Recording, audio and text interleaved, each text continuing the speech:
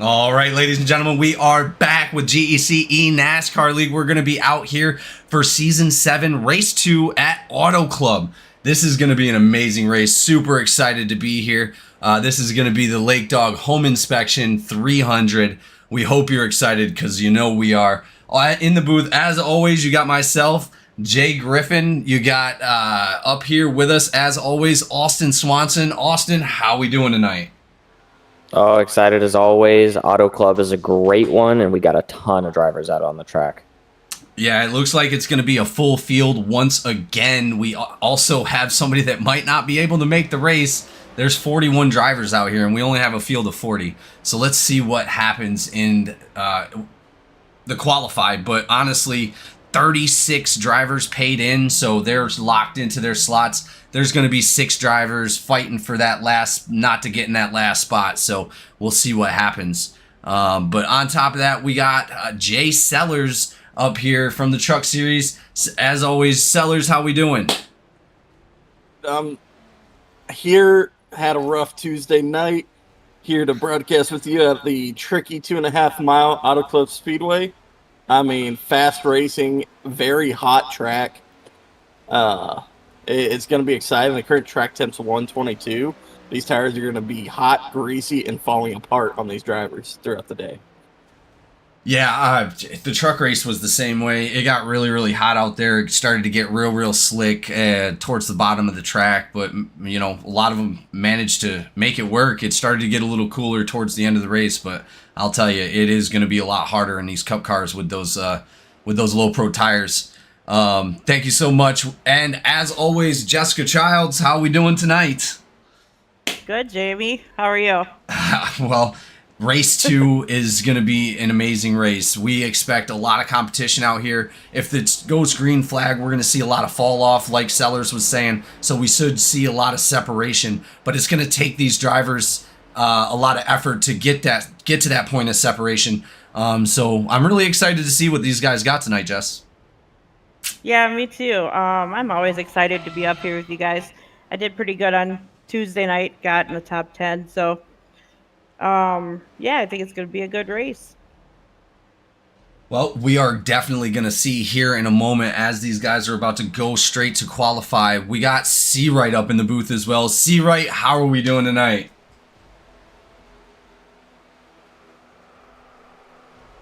"13 is C-Wright from the Truck Series. You there? Yes. There he is. I realized I was muted. You're good. You're good. How we doing tonight, C-Wright? We are here. We are here to party, as in this giant watch party. Watch these gladiators go at it and see how they tame this track. Well, and as we were already talking, a lot of fall off, a lot of heat on the track. We're really going to see these cars start to go slick after about 12, 13 laps. Checkered flag is out right now on the qualify. These guys are about to start qualifying. We're going to go ahead and do Who's Your Pick. We're going to start with Austin Swanson. Austin, who you got for tonight, buddy? All right, we'll go ahead and wait for Austin. He'll be back with us in a moment. Sellers, who's your pick for tonight? Man, I think you already know. I was a big fan at the end of last season of the Ninja himself, Shane Cochran, our Tuesday night broadcaster now, giving you the opportunity to race with us. I'm rooting for Cochran tonight. I think he's going to do what he does best. Might not win it, but he's going to be there at the end and get a P3. Well, Cochran, he's been proclaimed by everybody else the ninja of the track. He just comes out of nowhere all the time. He's always up on the podium, getting those second places, first places, you know, so we really expect to see him towards the front. That is a great pick for tonight. And yes, we do thank him for helping us with all the overlays and all the edits on the SDK today. Without it, the broadcast wouldn't look as good as it does. Thank you so much. We'll go ahead and, Jessica, who you got for tonight? I'm going with Joe Barrow. Okay. All right. Well, that leaves it to where I can't pick him. Thank you. I don't want to ruin his race again. Yeah, I didn't want him to get jinxed this week. All right. So it lives on, but okay. All right. We'll Not insulting at all. We'll go ahead. We'll go ahead and move to our Mr. Seawright. Obviously, you're spotting somebody. So, who's your pick for tonight, Seawright? Well, that's the thing. I am choosing the rest of the field just so I can have a winner tonight.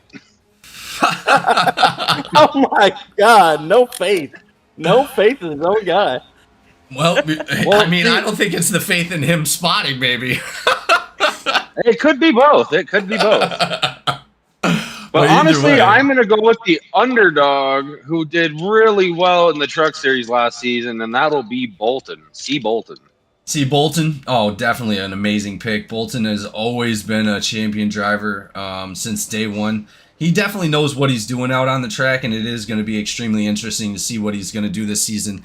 He took that penalty hit from last season, and he has to win 2 races to be able to qualify into the playoffs or be able to point in. But, man, good pick. Very, very good pick. Eyes are on him this season. Definitely. I can agree with you there, especially with the spectacular performance that him and his teammates were pulling in the Truck Series last season. All right, we got Austin. Thank you so much for your pick, Seawright, and hopefully your driver does well, but hopefully your pick does just as well. Austin Swanson, who you got for tonight, brother? Ooh, I'm going to have to go with an all-time favorite of mine, Mr. Ellswick. We were seeing some great things out of him last week before he unfortunately got tied up in a wreck that was not his own fault, that pretty much cleaned him out for the rest of the night. So I'm looking for another dominant display for ITN out tonight. Hopefully get them some nice points up on the board early in the season, and we can get them back to their former glory as former champions of GEC back in the day. So it'd be great to see him up in the top 3 if possible. Nice. Absolutely. I agree 100%. It'd be great to see any of their team up there, but definitely overall, I'd like to see him up front. Great pick. Thank you so much. You know, I've been picking a lot of mainstream drivers. I'm gonna pick somebody I've never picked before. Dustin Haynes. I'm gonna go with Hunter Birkmeyer. Birkmeyer, yeah, in the 95. He's shown a lot of talent on the track, and I really think he's got a solid car tonight. He's 9th right now in the qualify, so we'll see what happens. But really, ultimately, I do hope he does really well.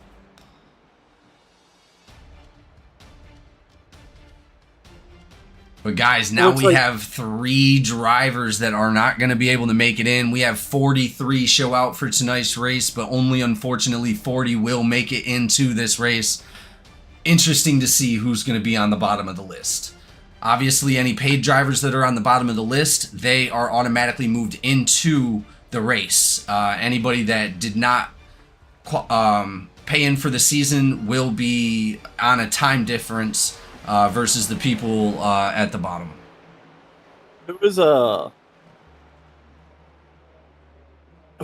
open cars tonight? That is a good question. I think M. Frady is going to be one of them.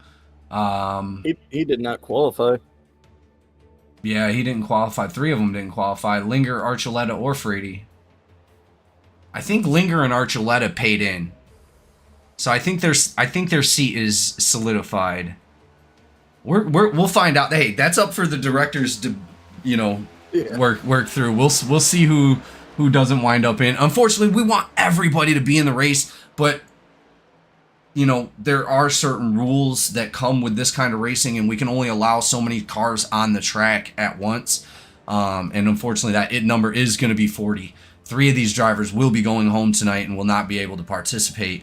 But again, we look forward to seeing those drivers out in the next race, putting in a great effort to see if they can actually qualify into the next race. But right now, ladies and gentlemen, it looks like Jacob Malone is sitting on the top of the list in the number 99. He's going to be on that pole position. Tyler Krozak in the number 8. He's going to be in that second position. Really great driver. We've seen a lot out of him in the past. Jacob Malone as well. I think Malone won the last race out here. He won Daytona. So seeing him on the pole it's a little scary for these drivers, I'm sure, because they want to go ahead and punch their ticket as well, whereas he already has. Haynes is out there. He's going to be in third place. Great driver as well. Glad to see he got everything fixed and he's running a solid season. Gallman is out there from the Truck Series. He's a champion with the Truck Series from GEC. So great top 5 so far. And then we got Hughes in the number 6. He's going to be in that 5th position. It's going to be awesome to see these guys out there. But ladies and gentlemen, we are going to go ahead and kick this race off with our national anthem, and we'll go ahead and see you back on the track here in a moment. Thank you for being here, and enjoy. Oh, say, can you see by the dawn's early light what so proudly we hailed at the twilight's last gleaming, whose broad stripes and bright stars through the perilous fight o'er the ramparts we watched were so gallantly streaming, and the rocket's red glare, the bombs bursting in air, gave proof through the night that our flag was still there. Oh, say does that star-spangled banner yet wave o'er the land of the free and the home of the brave?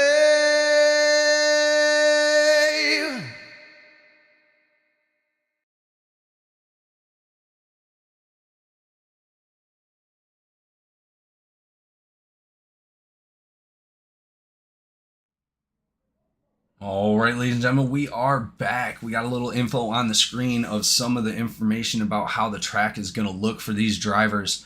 It looks like it's 79 degrees out there. That is actually not too bad at all. Moisture is only at 31%, clear with 13-mile-an-hour winds. It is going to be a little tricky for these drivers, I'm not going to lie. 150 laps, 45 first stage. Second stage will be 90. Fuel is at 50%. And pit window is generally going to be 20 to 22 laps. So really interested to see how this is going to go tonight, guys. The booth is Cochran and Friends. That's crazy. I figured it'd be Jamie and Friends. Oh, well, whoops. Looks like there was something I didn't actually change. That is my fault. All good. Just want to give you a little hard time. New software, new formatting.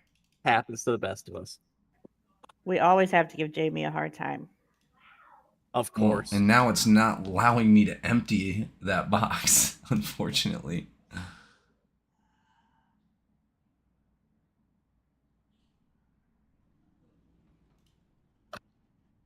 Oh, there we go. As they are sorting out the grid right now.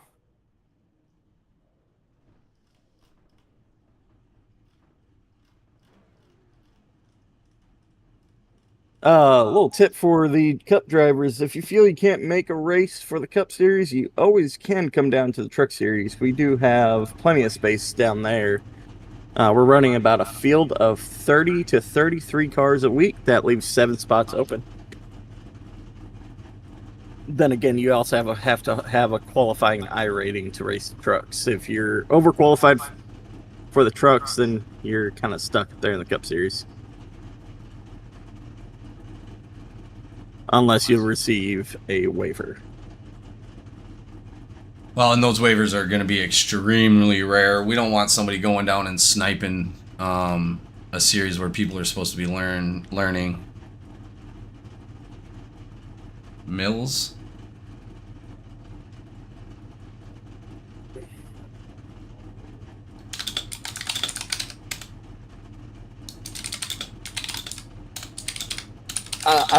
I'm honestly excited to see how a charter system will pan out next season. No, I am definitely interested in that as well. Again, we've talked about it in the past, but unfortunately we've never really actually looked at it. Needed them. Yeah, exactly. Let's see where our picks are rolling off the grid. Shane Cochran is 20th. Joe Barrow is 10th. And you had Hunter. Where's Hunter at?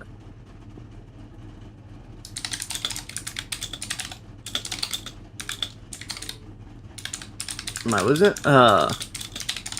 Berkmere is 9th. Berkmeyer. Here. I don't know. Is it Barrow or Borrow? It's Barrow. It's both. Barrow. Let's call him JB. Officially, it's Barrow. But the argument can be made it spells borrow. I think I've called him Borrow for 6 seasons now. I think he's all right. Here we go, ladies and gentlemen. These guys are ready to start for the Lake Dog Home Inspection 300. Auto Club is an amazing track. We're going to see a lot of action really early. It's going to taper off a little bit as they start to separate, but really interested to see who's got the pace to stay out front. 99 out there right now. He's going to be leading that outside, as we said. Jacob Malone, very talented driver. Great to see him back for one of his first seasons back in, 2-3 seasons. You got Dustin Haynes right behind him. Tyler Kozak on the outside, like I said, very talented driver all on his own. And then Gallman is going to be right there back behind him in the 71, pushing that outside line. We're going to see a little bit of separation in the beginning, depending on how these guys keep pace. But here we go, ladies and gentlemen. Pace car is off the track. We're about to go green flag here at Auto Club. Stack up in the high line. Stack up in the high line about 7 rows back. Here we go, green flag.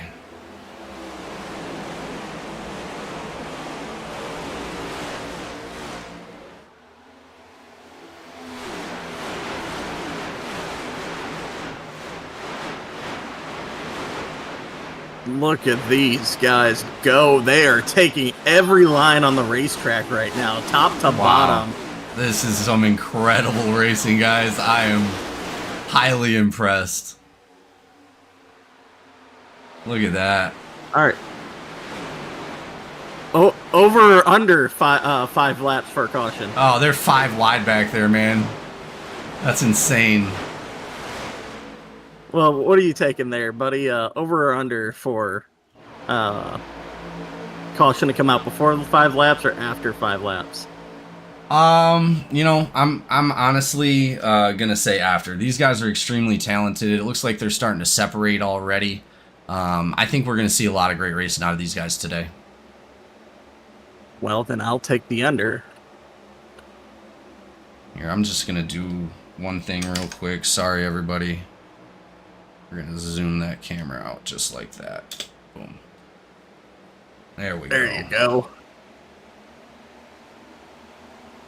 Wow. All them cars. They're so beautiful, all of them. They did a great job painting these cars this season. As we can see right now, we got Chad Ashley up on the screen. Just, those guys are looking great out there. There's a lot of nice paint jobs out there. Definitely agree. Looking at the 88 of Bolton, his car, it's a kind of a throwback to his Canada car last season in the Truck Series, just not as gaudy with the flag. It's really cool. The 97 with what looks to be a British flag blended into the paint scheme. Oh, there is a crash in the back. The 87 goes sideways as you say something. I got the under, boys. That is not good. Well, it didn't look like he took too much damage. We're going to go ahead and just take a look at that. 93 up into the 87. Something happened to the 87 right there. Let's go back and take a look. Hey, Sellers. Ma'am. We're not all boys up here. It's my turn to get it now, huh? Yep.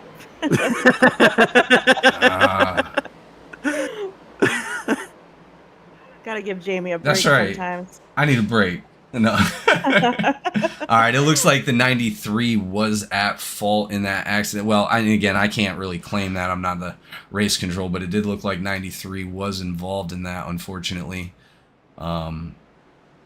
93 has claimed the caution. Did he? Yep, he just declared claim. Okay, all right. It looked like the other car got a little loose in front of him, slowed down, and he just... I don't know if he noticed it and just kept it moving through that corner. But it looks like a lot of these drivers are going down pit lane right now. That's the thing with these with racing at tracks like Auto Club. It's a fast track, but you got to do your due diligence and traffic to watch the car in front of you. I mean, I had the car step out on me on Tuesday, and I had it under control, and I got ran over. Somebody, tried to capitalize on a gap that wasn't there and collected me in it. So in traffic, these drivers got to be alert, paying attention to the car in front of them, back up their entry, lift a little bit, use some brake. A little give and take, if you will. Yeah, you're not wrong. Being this is only the first Lake Dog caution, I really, really think these guys are just going to start smacking green flags here soon. As we've seen a pretty solid run right there, those guys were doing really good. The restarts are probably what we need to worry about a lot more. But once these tires, and as you've seen, once these tires start to wear off, these drivers are gonna, need to find new lines. They're gonna be slowing down significantly. We're gonna need to see that checkup from those faster drivers, right? If you know you're gonna get around somebody, you might as well wait a turn or two, and so you can make it a safe run rather than mistakenly taking somebody out, forcing somebody into a bad situation that they might not be comfortable with. Yeah, exactly.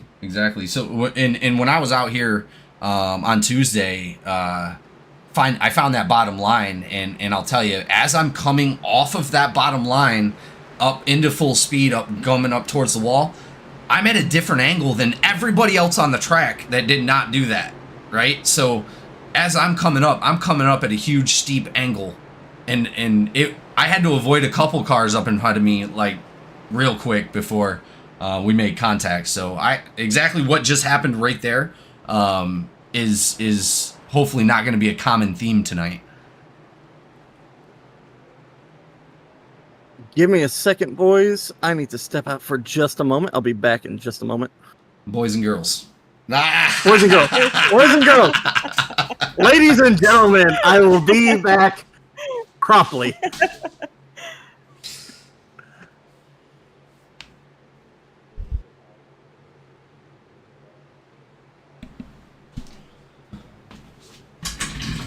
Oh, it looks like these guys are going back double file. 33 of Malone, 33 of Malone. No, that's 33 of Lynch, but it looks like 99 of Malone and 8 of Krozak. They're going to go ahead and restart us here. It looks like Haynes is now behind the 99 in that number 3. Haynes, like we said, looking forward to seeing what he can do now that he's got all his equipment ready to go. The number 6, Jacob Hughes. Number 5, Jacob Hughes. No, number 6. I'm the number 5. Pace car off the track, ladies and gentlemen. Here we go. About to go green flag back at Auto Club for the Home Dog Inspection 300.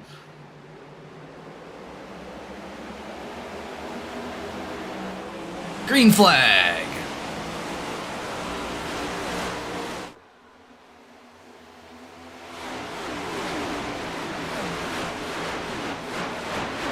I just love the way these cars look. Oh, beautiful.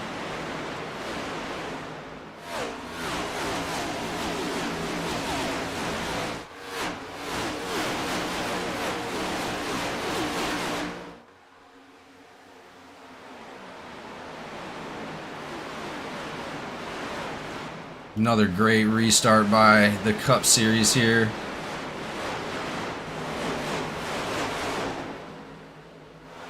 What do you think's faster on this track, Jamie? The low line or the high line? 100% the low line. Obviously, when I'm coming into the turn, I'm on the high line, but like you see the 99 doing now, he's wrapping that bottom white line. He's got so much of a gap that he created on these guys. He is now going to be almost a second ahead of everybody just by riding that white line. The only problem is with the white line, Jess, is if you get down there too far and you let it loose too early, you are just going to break loose and it's just going to spin the car. Oh, Yeah, number 4 of quite Joe a few Barrow. times. Into the incident right there. Looked like Joe Barrow accidentally came up into somebody.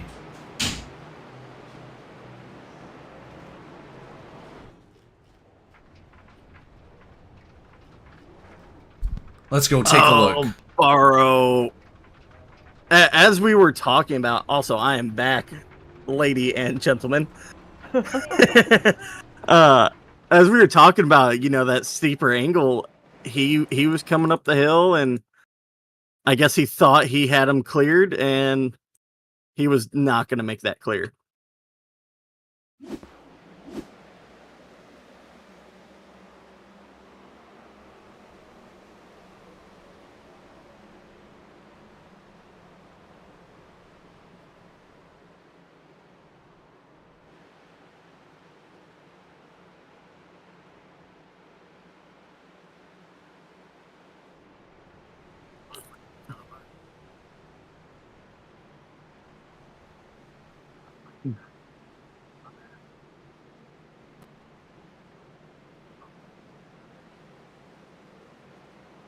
'97 had a really good run on that outside. Yeah, he did.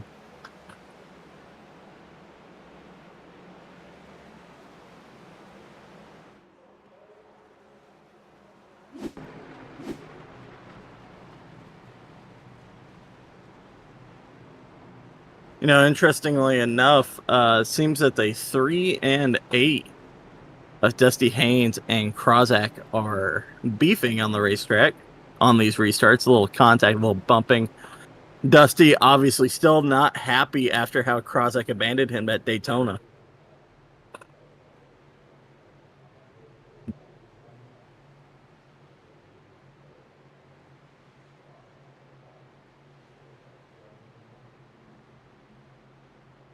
How do I get this chat box to disappear? I don't want to see that right now.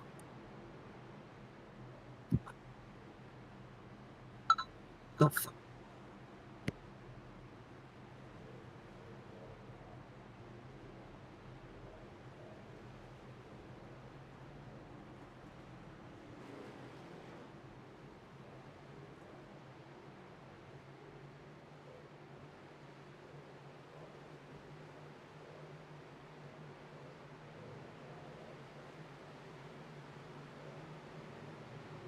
Hello?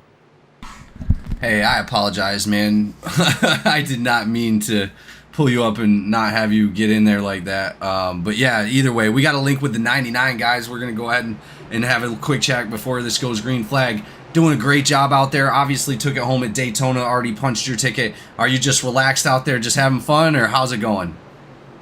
Yeah, I'm just managing my stuff, letting the car drive where it wants, and, it's overall pretty good, going well. It'll be interesting to see once we get a long run in, hopefully. I'm at a point where get me to stage 1, and then I think we'll have proper good racing. Yeah, no, absolutely. I agree. After stage 1, towards the end, I see a little bit more competition coming in. But man, you've been separating yourself really well, so I don't think you got anything to worry about right away. Good job out there, man. We look forward to seeing you in the winner's circle, bro. Thank you, man. Have a good one. Yes, sir. You too. All right, the 99 out there going to restart it one more time with Dustin Haynes on his outside. As we talked about, number 8 may have a little issue with the number 3, so we'll see what happens, what plays out right here. Two-time champion Raymond Henneman's going to start on the outside behind that number 3. And then we got the 95 out there. He's going to be up there for the first time, Hunter Berkmeyer. And then the 14 is going to be Garrett Caswell for our first 3 lanes.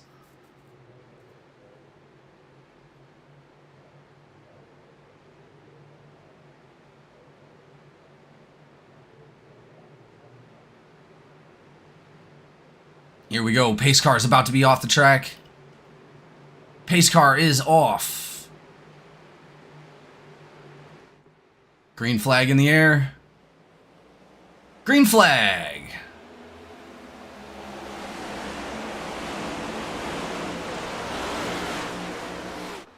Black clear for the 70.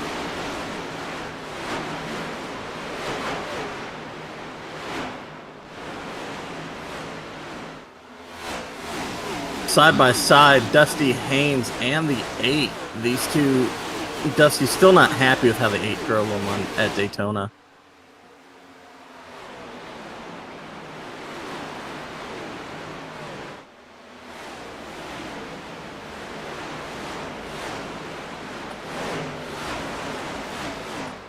Wreck in the back, middle.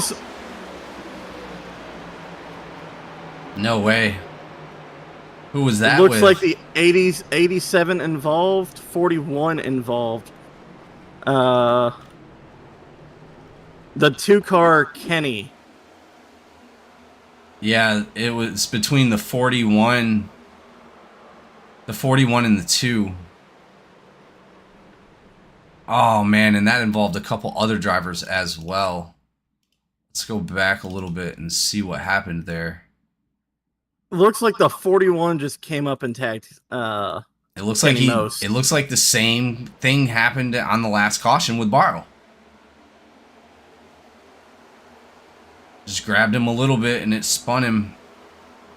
Oh, and then it involved the 57 and the 87. Man, dang it. Looks like they got the brunt of the damage. The 57 and the 87. 87 of our lane and the... Where's the 57? Of James Nelson. Man, I hope they can get that damage fixed if there is any damage. I know they're going to... The 56 and them guys, they're going to have damage, definitely.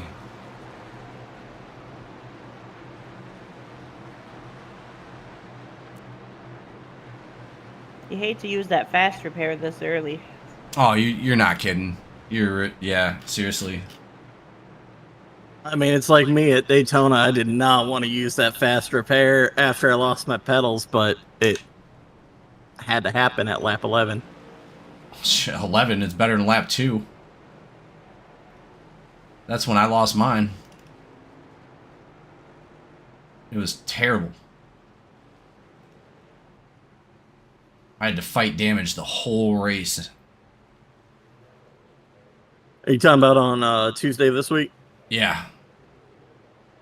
You finished pretty good, though. Yeah, I was super excited about that, yeah. Rick's out lap 2, finishes P2. I think that's a good trade-off. I mean, all my struggles at Daytona, I stumbled into a P5 finish. And this last week, I was not so lucky to get a good finish after being wrecked out twice. P13, still happy with it. Average finish of 9th on the season for me. But, man, I'm not looking forward to having to battle you in points. If you don't get a win, I'll have to be fighting for you for a spot in the playoffs.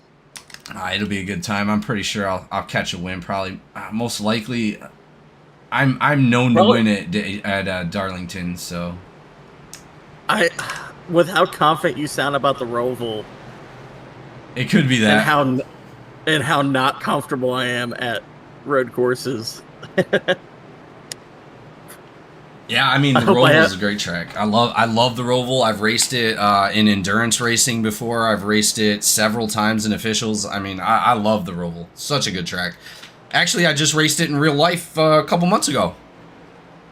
No kidding. Yeah, I was out there in 2022 GTR Godzilla. No kidding. That's awesome. Yeah, it was a lot of fun. That's kind of neat. I know. I'm doing the the junior experience at Bristol, I think in September, Okay. driving the Xfinity car around Bristol Speedway. Nah, that'll be a lot of fun. It's expensive, but I wanted to do I wanted to do the same thing. Yeah, sometimes if you go out there for a while, it's like $1,000 just to be out there. yeah. But it's always been my dream to drive a stock car around a racetrack, see what 150 miles an hour feels like on high banking, and I think that's the place to do it. All right, ladies and gentlemen, third lake dog caution. These guys are double file right now. It's going to be the 99 of Malone and Dustin Haynes once again on the restart. Here we go. Krozak and Hanneman right behind those guys. Pace cars off the track. Green flag.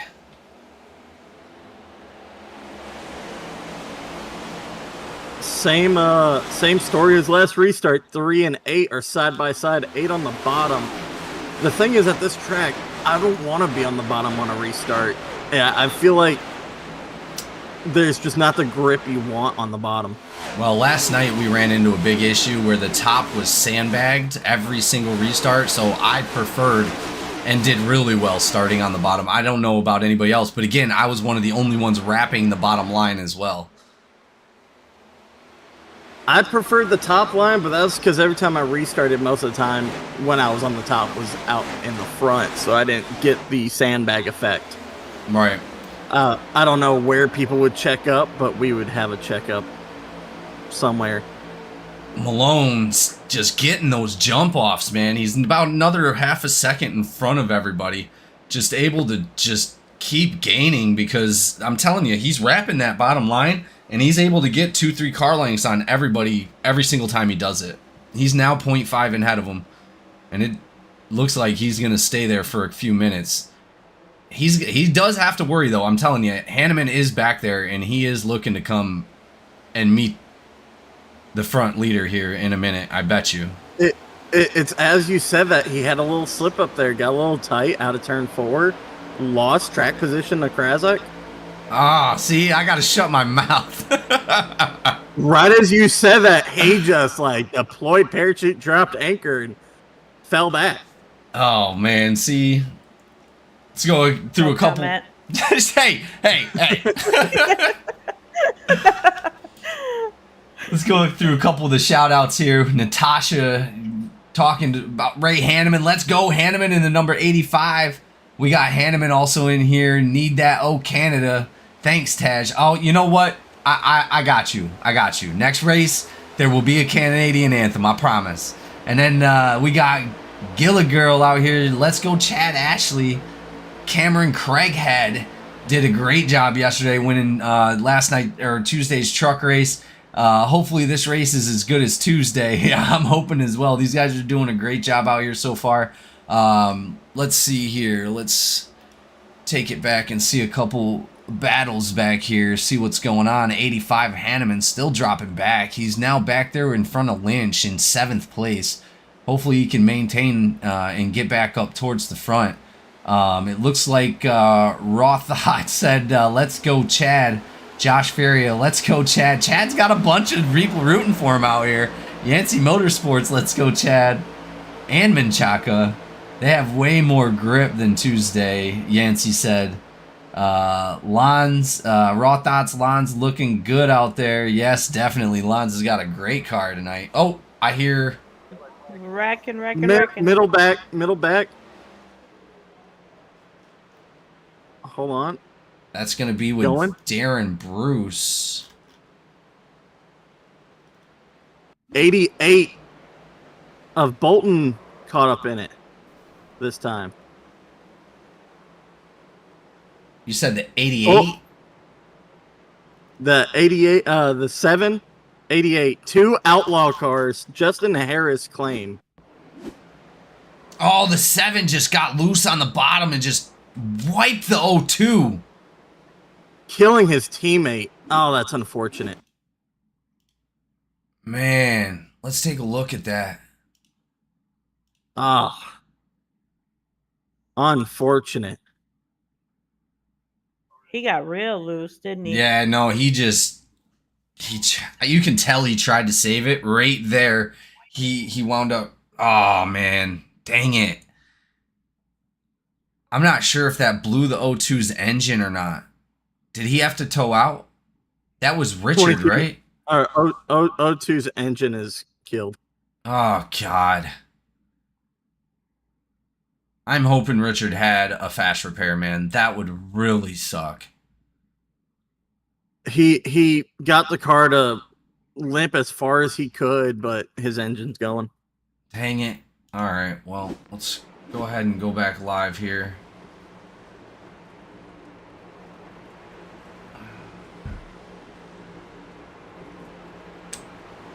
Unfortunate. He had to tow to the pits. He's going to lose a lap here, but he was close enough to the pits that I think it did cut his time down.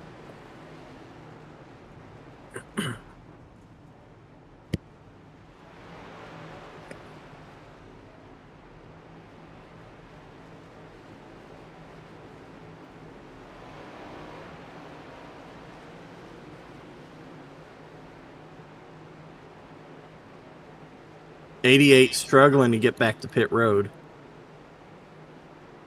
Severe wheel damage.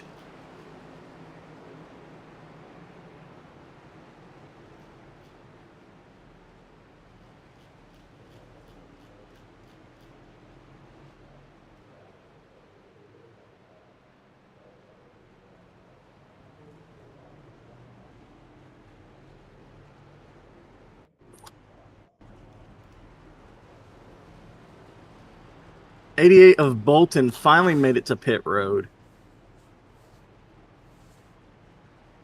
He's going to take that fast repair, get back out there, keep digging.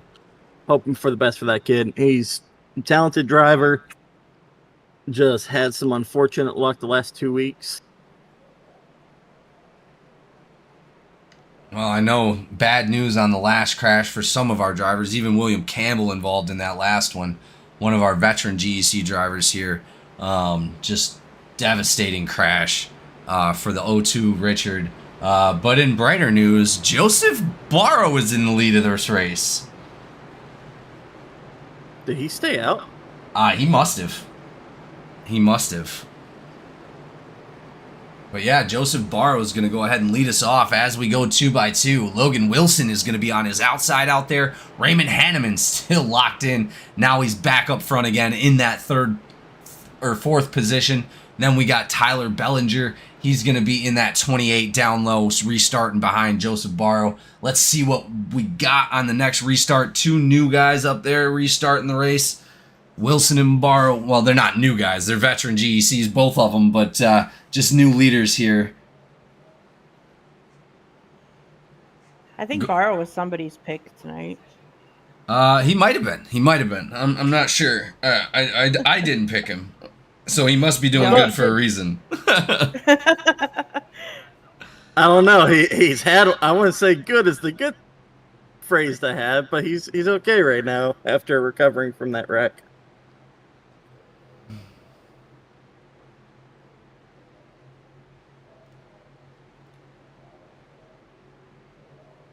Well, here we go. We still have two vehicles that are in the pits. Richard Elliott now just coming out, and Menchaca. They're both now coming out of the pits. Pace cars now off the track. We are halfway to stage. Green flag.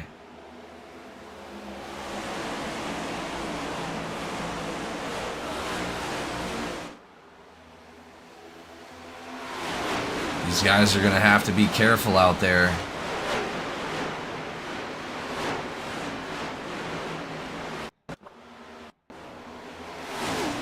Hanneman shooting up past Barrow, 3 wide.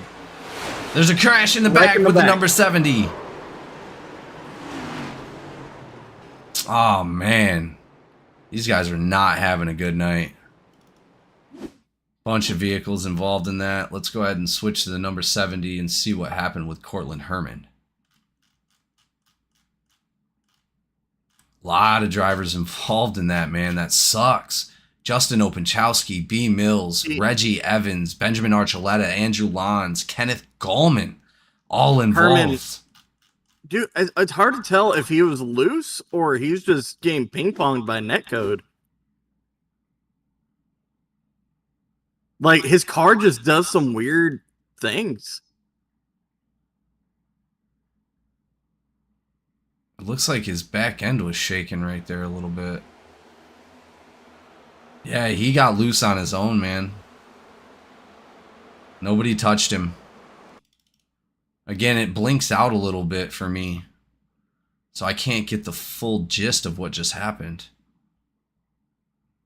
Bam, blinks out right there. But yeah, it doesn't look like either of those cars touched him. Oh, that's really unfortunate for Herman. Oh, and then the 87 again just runs right into it. Oh, man, I hate that for the 87, man.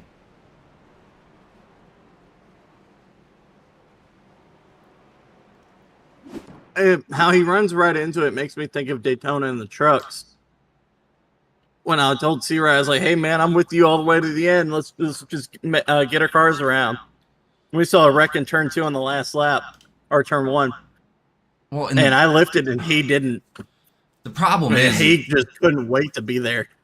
The problem is these guys they're not giving it enough time to separate, right? Once the field separates, everybody's going to be fine.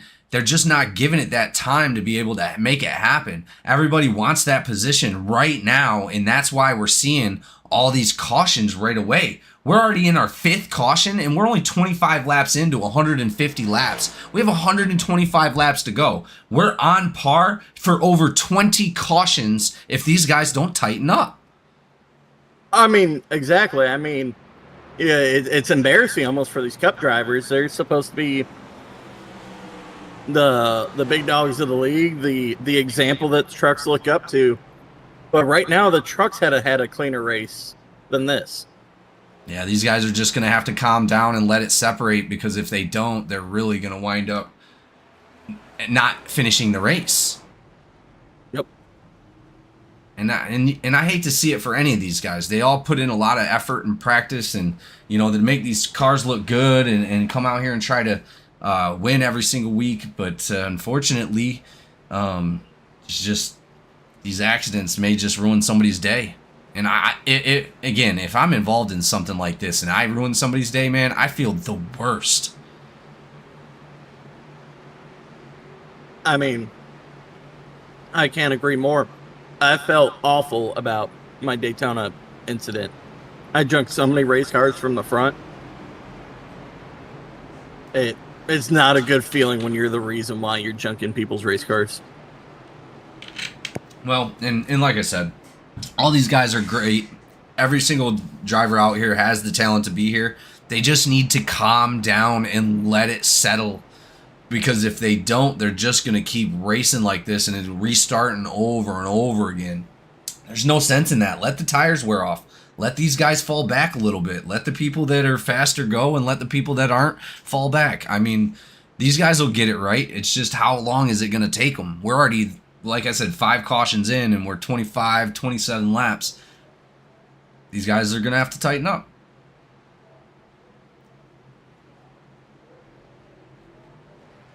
But either way, double wide here. We're going back green flag racing here at Auto Club for the Lake Dog Home Inspection 300. 76 of Logan Wilson on the outside. Raymond Hanneman now restarting this race on the outside, and 76 is on the inside. Here we go. Who's that in the back right there? We got the number 28 of Tyler Bellinger, and then we're going to go ahead and start it off with Jacob Malone in the 99 right on the bottom line. Pace car off the track. Malone last season, man, same race same week in last season, battling some of the best drivers in the league for a win. I think at Dover or Darlington. He's a really good driver. He almost showed up his rookie season collecting a win. 88 to the inside of the 54-14, 3 wide on the bottom. Clean pass there.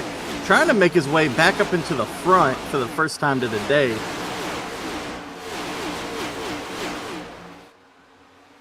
Dusty Haynes has a teammate behind him. That's got to be a good feeling. 14 getting the crossback on the 88 here. Side by side with 33. 3 wide out of turn 4. Watching this 88, he is just carving up the field right now. He's rolling that bottom like you were in the trucks and making it work. Yeah, I mean, and that's really the only trick I had up my sleeve to get to where I was on Tuesday. So, I mean, if these guys can make it work down there. I mean, the Cup car just drives so much different than the truck. So much aero dependencies on this car. Independent suspension in the back. It just handles way different. Hanneman off pace in the front. He's going to the back right now as he's getting passed by 7 cars.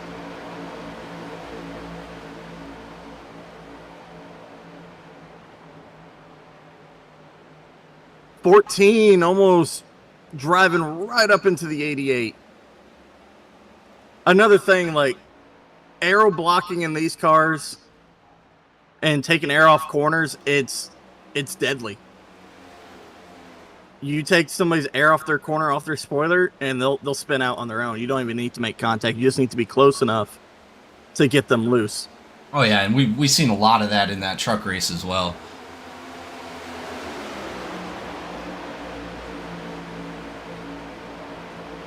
Side by side for our leader here. Number 8 is overtaking the number 99 for the lead. Krozak is now our leader. Let's see if he can hold on to it. 99 is going to have a little bit more momentum. 8 twitching a little bit. Oh, side by side again. Nice little battle for first. Looks like the 99 is going to be back in the lead, but the 8 and oh man, they're just going back and forth. No, the 14 collects barrow. 88 collects barrow after the 14 turned barrow in turn 1 or turn 3. No way. And that's going to end Bolton's race as he has a blown motor. So the 88, that's it? 14, 88 went to the bottom and he let off a little bit. And the 14 just didn't lift and drove through him. Oh, it looks like the 88. Yeah.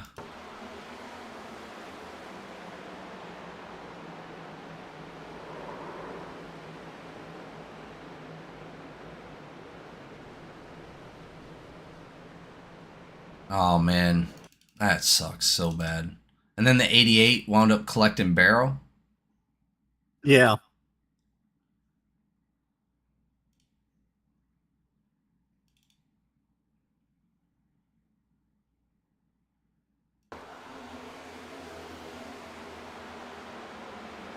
Jessica is gone.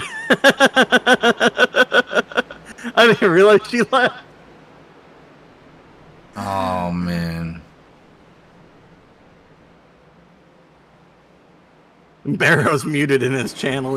He's going through it. Well, there's no way he used his fast repair already.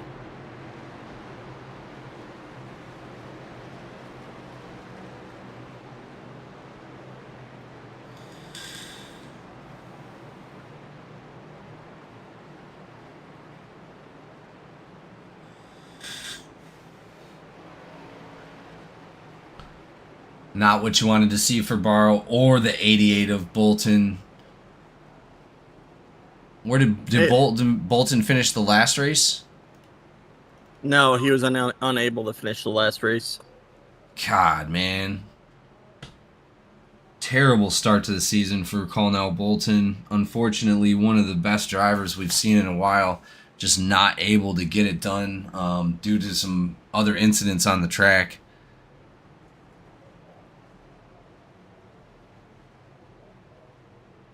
I get it, man. I understand this is a slick track, but man, just cannot be getting into the gas that early. You got to wait for it. Yep. And because what happened to me is I found later later in the race, I had to actually wait later and later and later to be able to get into the gas in full speed because of how hot the track was. The track kept heating up and heating up and heating up, which restricted my ability to go full blast out of the corner. So I'd have to wait and wait and wait. But man, just not really what you wanted to see. No, definitely not. Like you gotta let your car rotate before you get in the gas. If you rotate it too much and you get into the gas, you'll spin the thing out. There's a fine balance. It's being patient. Garrett Caswell, great driver, but just needs to have that fortitude of, man, what if this guy blocks me in this corner? What am I gonna do? Like, it's better to lift than potentially, wreck the guy in front of you. You don't want to do that.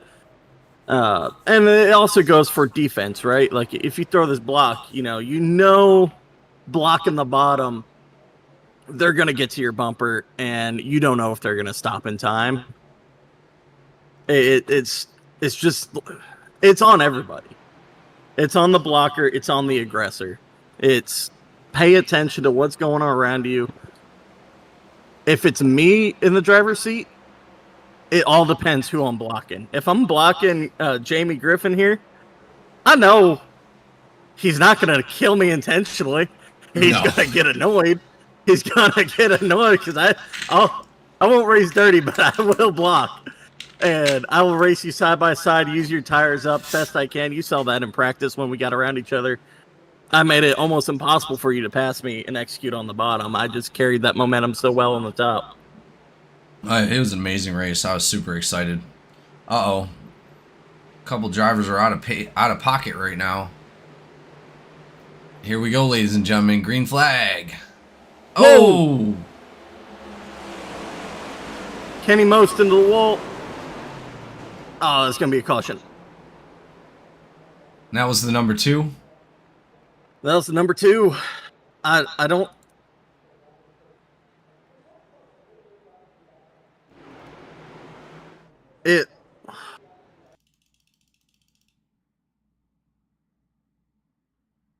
He just got bumped.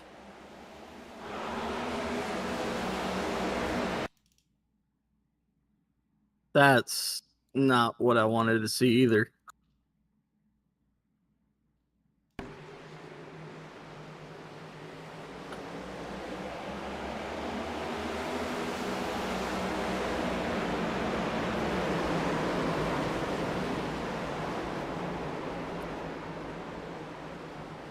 God, I hate that for Kenny Most.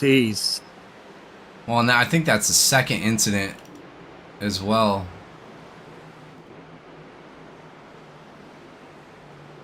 I mean, I can't tell. Like, it looks to me like I don't know. Did he shift? His car just goes up.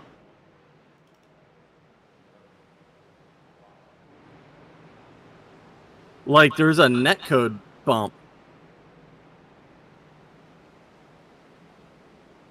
Where's Jacob Malone? I can't see him on my tracker.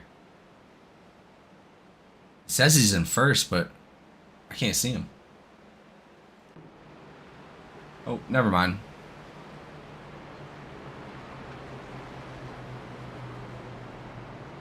Let's go ahead and bring up another driver. Oh, Barrow is not happy. Looking at the standings, your driver's up in P6. Really? Yep. I don't even know where Cochran is. I'm afraid to look.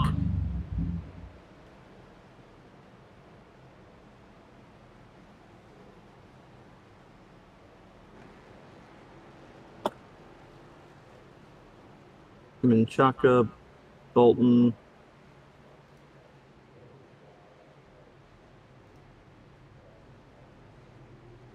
Shane Cochran, he is P13.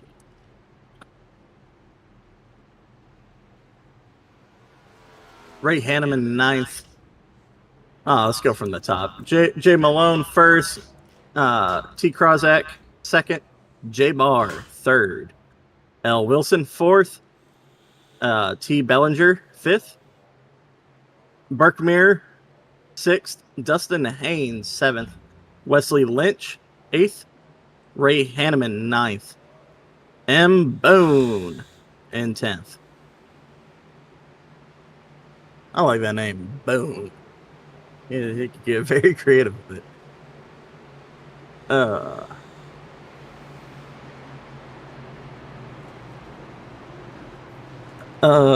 What caution are we on? This is going to be the 7th Lake Dog caution of the night. Oh. How many cautions did we have on I think 12, 11. we had 12? I think 11 because of the stage caution. Yep. That's all right, though. I got full 100% faith that all of these drivers can get back out there and do what it do. My faith in humanity is dwindling. I'm glad you're optimistic. Well, it looks like there are 3 drivers that I'm not registering any speed on, and that's going to be Reggie Evans, Connell Bolton, and Joseph Barrow. So it looks like those drivers may be out. Bolton officially retired from the race just now as he is disconnected. Joe Barrow disconnected about the same time Jess did.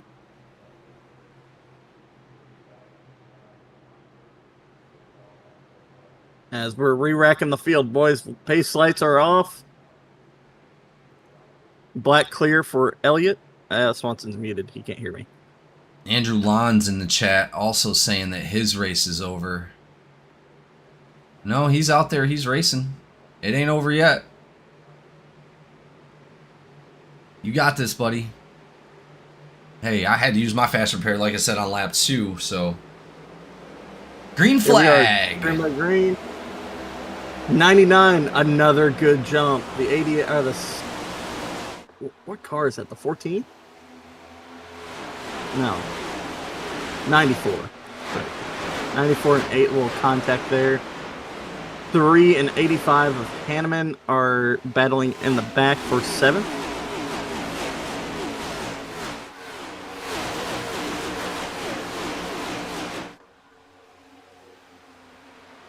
Dude, that 99, he just executes every time. Yeah, he's been getting a decent jump. Oh, we got a car on the bottom of the track right there. Hopefully he can make it back pitting up. the pit road. If it's the 96, he's pitting the pit road. I assume he has a black. That'd be Justin Openchowski.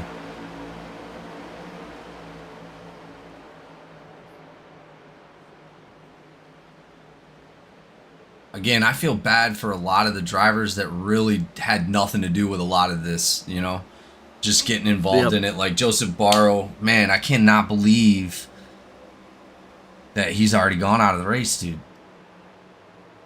It's just unfortunate. Him, Reggie Evans. I'm not registering a number on the 48 either. Is he out there? The 48? I see him. I believe he I thought he retired. No, did he? I'm not registering a lot of... Oh, there he is. They're having a lot of cars are having connection issues. He's 3 laps down, running 35th. He is the last car that I believe that's on the track. Nope. Take that back. Andrew Lons, 7 laps down, running 36th. Mills is running 7 laps down, 37th. Oh, we got a driver that just got tapped that wall. Don't come back out on the track, please. Oh, my.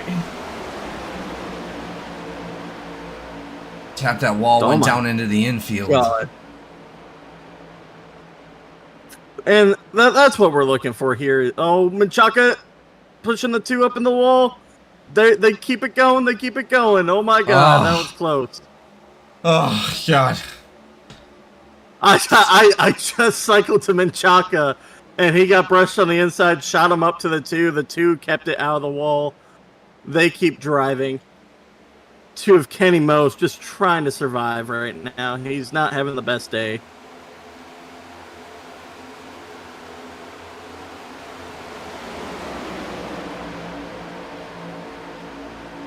Unfortunately, Joseph Burrow had the same luck I had today with finding rookies that find you. And Well, it's just unfortunate. I know there's a lot of talent out on both series. You know, these guys put in a lot of amazing work and they do what they can, but just sometimes it's just unavoidable and just the luck of the draw, really. Similar to gambling. Oh, exactly. I mean, that's racing for you, though. Every dog has his days. Even, you know, a backliner, he might stumble his way into a win. Well, it looks like Frady, Linger, LZ at the bottom of the list are all out. Those are the three that weren't able to make it to the race, unfortunately.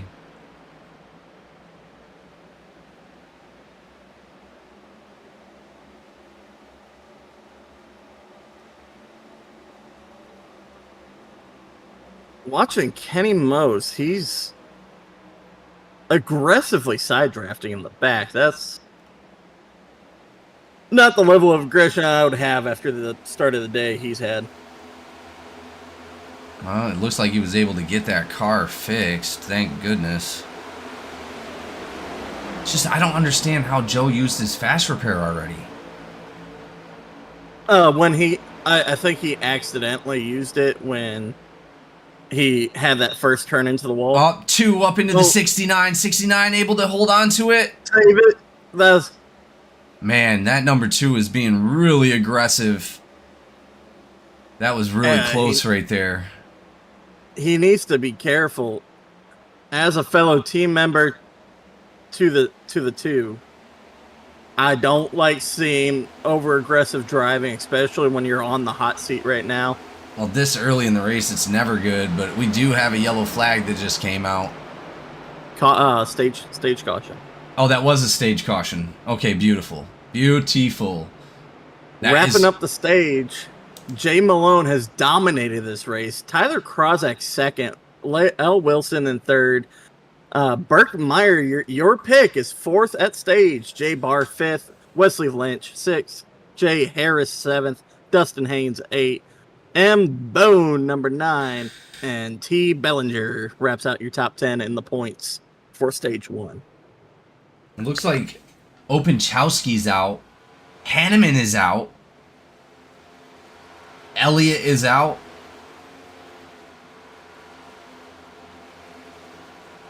Hanneman? Really? I didn't see him getting involved into anything. No, he's in the race. Cheshire and Bolton as well. Hanneman is still in the race. He is 26th on the lead lap. Last car on the lead lap. Then why is my tracker not showing that? That's so weird. There's a lot of blinking going on, so like when I switch to them, I don't see them for a second. Yeah, I don't know why. It said Linger, he's in the chat. It said tried to qualify. For some reason, iRacing didn't log any laps. Man, I am sorry. Barrow said had to use the fast repair when I drifted up on the 97. Ugh, dang it. I didn't think you had that much damage on that one. I thought you were going to be able to hopefully get that one fixed. But it looks like everybody's going to be coming down into the pits.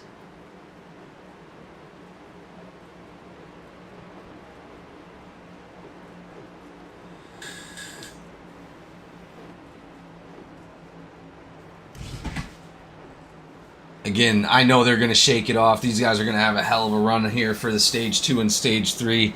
Stage 1 may not have been what we wanted to see, but I guarantee you these guys are going to put on a hell of a show here towards the end. Bunch of drivers out there deciding not to come in and pit. It's a very smart idea because if they get that lap back, they're going to have to pit on the second stage anyway. So, the number 8 goes around Krozak coming out of the pits.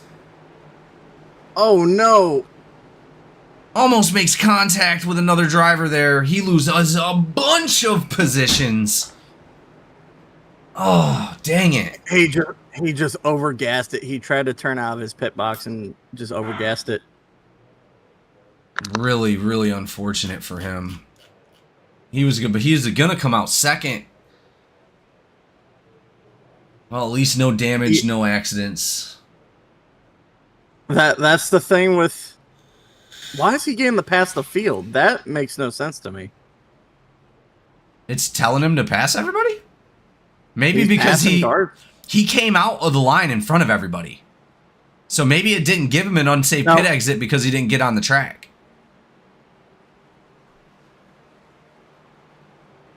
Now I think he's being held at the back. That's interesting. He was passing people on pit exit. I wonder if he got a black flag from that. He probably didn't pull it because of he probably didn't get it right away until he crossed the blue cone. I can almost bet that's what happened.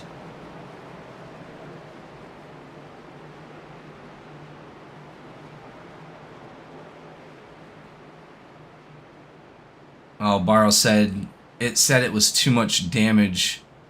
He said what's is stage 290. Said he crossed the line.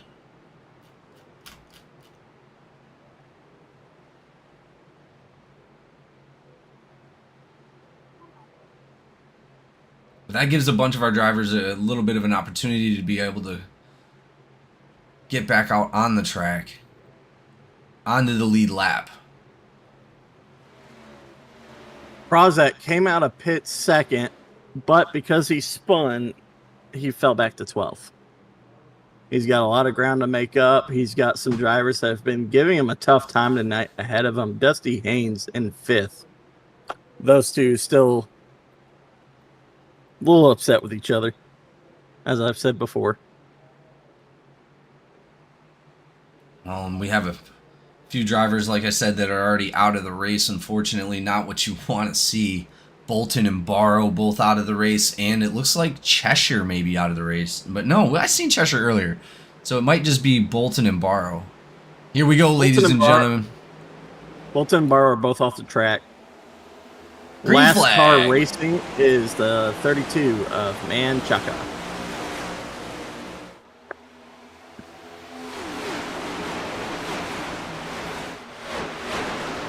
Another good restart for the 99.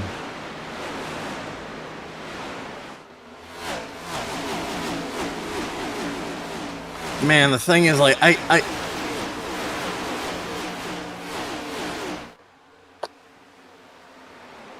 understand you want to gain as much position on a restart, but this is hectic.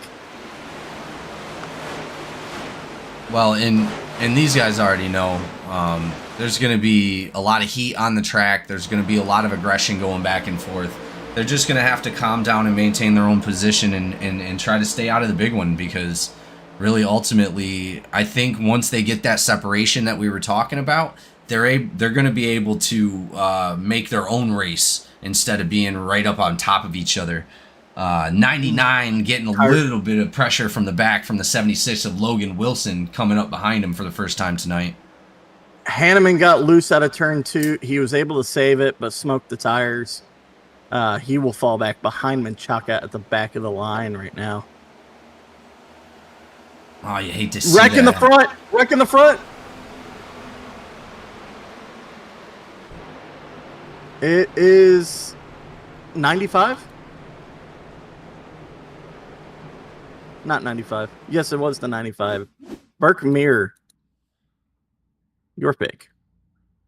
He got squeezed up in the wall. Yeah, There's nothing he could have done. I don't think that was on him. Ellswick involved, the 95 involved, and the number 7. They just couldn't hold it 3 wide coming out of that turn, man. Let's go back and take a little bit of a look. The 7 of Jay Harris squeezed the 66 of Ellswick up in the 95. I mean, they were 3 wide, just squeezing the absolute hell out of them. Yeah, it definitely looked like it was going to be on the number 7 there. Ellswick trying to avoid the contact from from the 7 from below, but unfortunately just wasn't able to.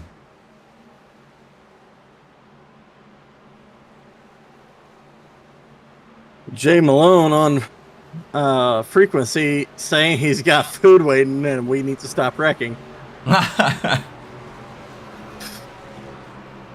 We all have food waiting. I hope your food gets cold. Your food gets cold. What kind of food?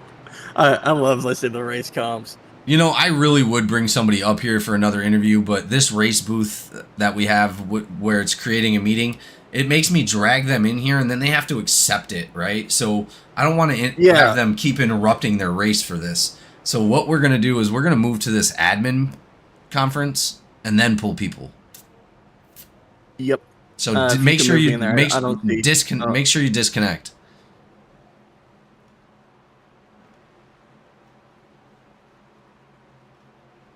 I can't take it no more. I'm coming. There you go. Sweet. I apologize for that. Nah, no worries. Seems like it happens every time you join a channel.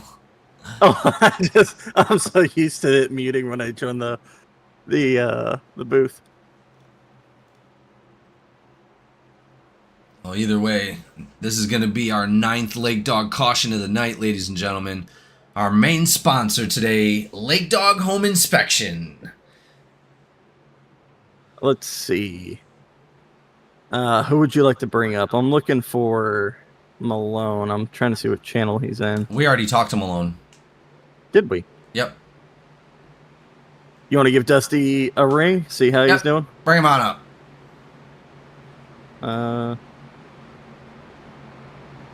I don't have permissions to bring him to this room.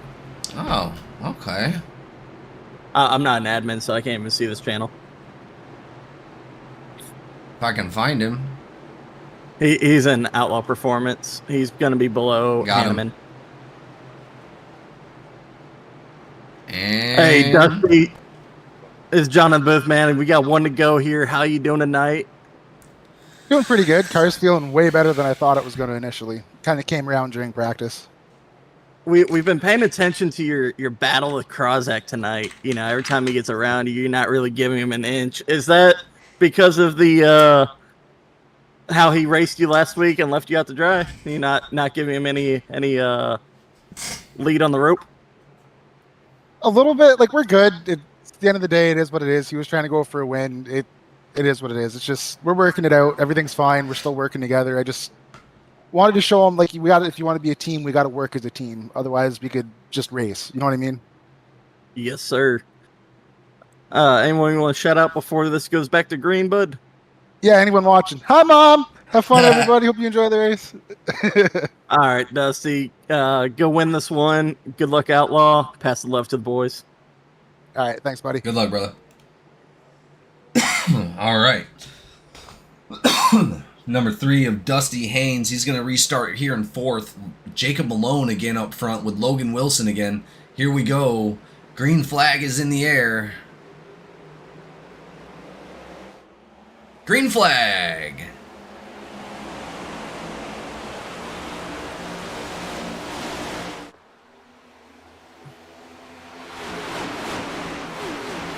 Malone jumping to that outside real quick to get that drop on that bottom line.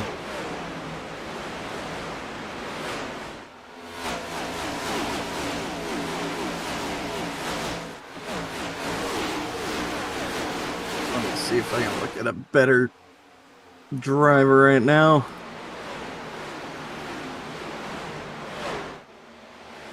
Looked like almost 5 wide in the back there. Man, these guys are killing it. I mean, it's like watching the truck series, man. We used every line on that racetrack. Everyone wants a little bit of clean air, or the most clean air they can get in the corner. That dirty air will rough you up, get you loose, won't give you the speed you need. So they're running every line they can at the back of the field just to find a little bit of grip, a little bit of air.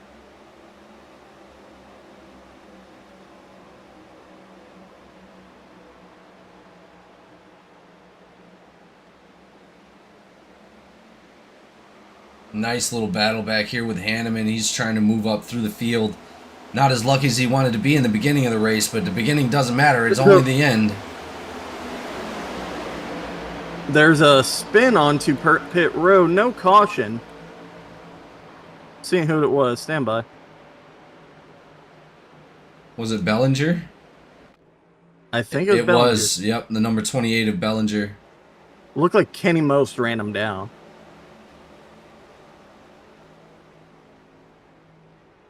Oh, you hate to see that for Bellinger, and now he's going to have to follow pace speed. He is going to be able to get the black flag cleared for entering the pit, if he even got one. Oh, another driver getting loose right there towards pit lane. I think that was Herman.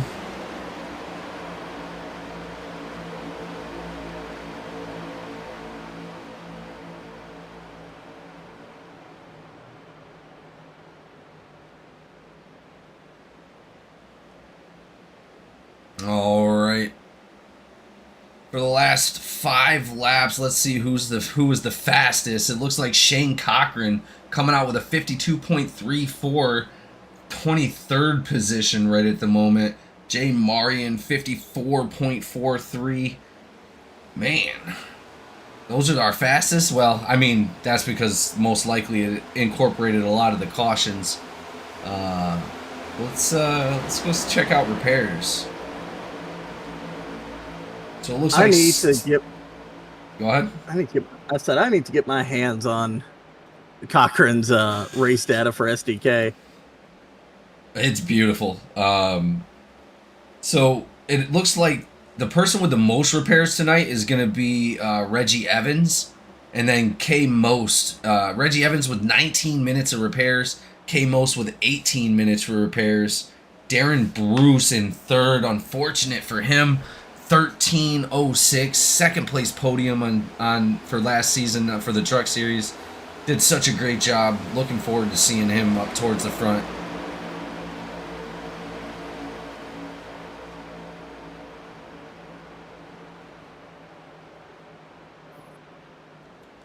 Then we got best battles so far. It looks like Shane Cochran and Most, they're out there killing it right now. Let's go take a look. Cochran falling off. Most driving forward. 48 of Cheshire down low, looking low on the 86 of Cochran. Again, our very own track ninja, Shane Cochran. He's going to find his way up towards the front. He will. He's just got a play strategy right now. He's running 23rd of, what is it, 30 lead lap cars? Yeah. Yep. He's got some work out ahead of him. Kenny Most diming the bottom below him. He's going to carry that momentum up top as long as 36 don't check up. Still side by side with Kenny Most.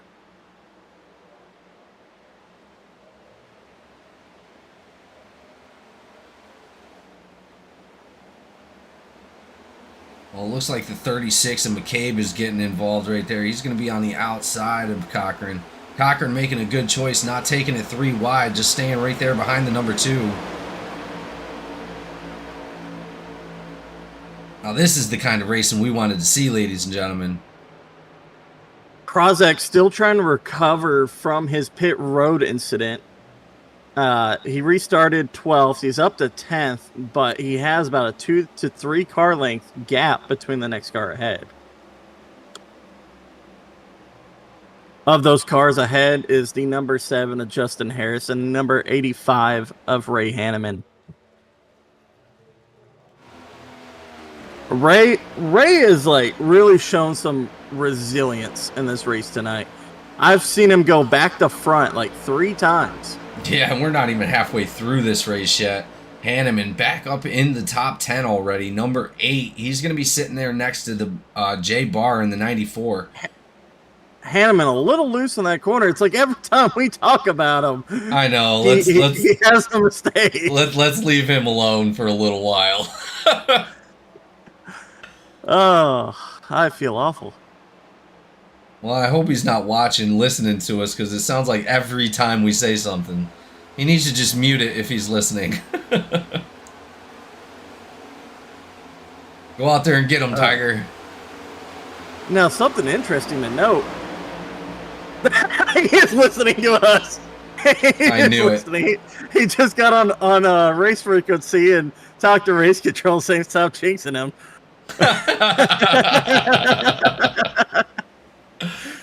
Oh. Something of note to add is the gap between 10th position is about 2 seconds on the racetrack. It's like they're running in their own pack back there. Yeah, like I said, they're going to start to really separate once those tires start to wear off. You got to wait about 10 laps for it to happen, but you're really going to start to see these cars separate extremely.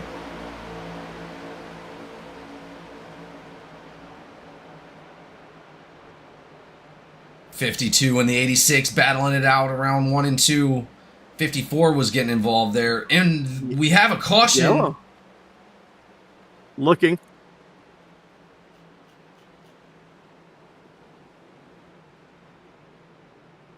Hanneman. No. I didn't do it. No, I didn't do it either. Please, no. It looks like a Hanneman. one-car incident. Yeah, it looked like the 8 just got to him a little bit. Is that his 8's his teammate, right? Oh, man, that looked like netcode. I'm not going to lie.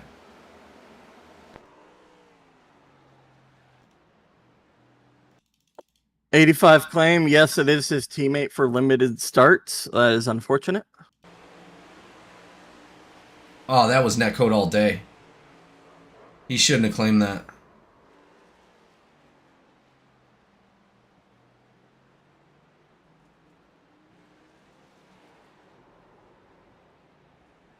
You got it, Hanneman.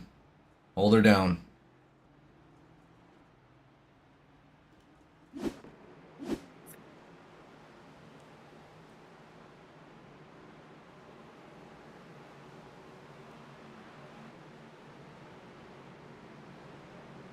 And once again, a lot of drivers deciding to come down into pit lane. If you're a lap down right now, are you coming in, Sellers, or are you staying out to get that lap back? It's such a hard call. With how many cautions we've been getting, I'd stay out and just hope that you get another caution, because if you have to come back down pit road, you're going to go back one lap down again. Yeah, you're absolutely right. I mean, you got to think we're still 23 laps from stage. You'll be running that tank pretty close to dry by the time you take that green checkered. Yeah, because like we discussed, it's only going to be 20 to 22 laps per tank of fuel.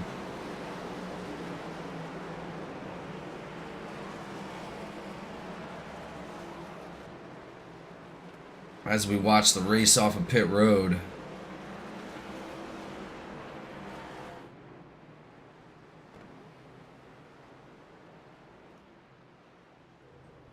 Looks like a lot of drivers coming back out on the lead lap again.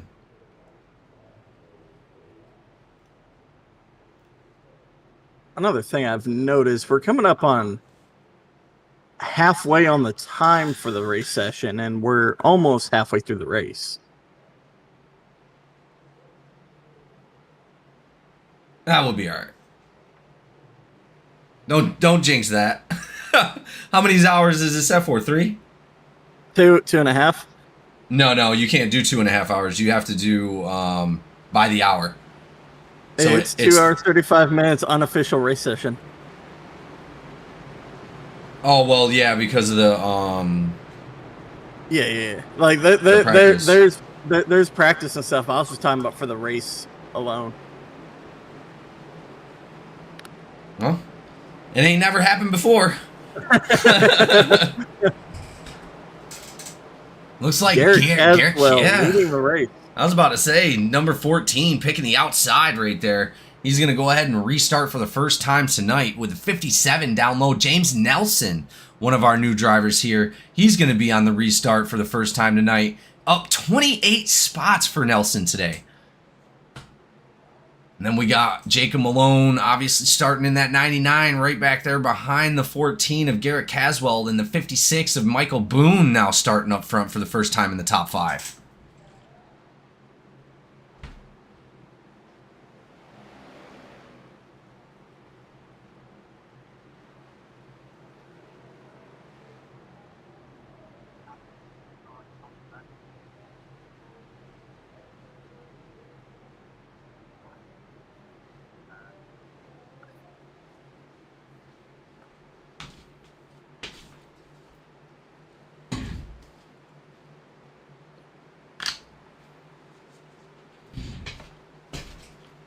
Hey, Malone wanting the race to go green.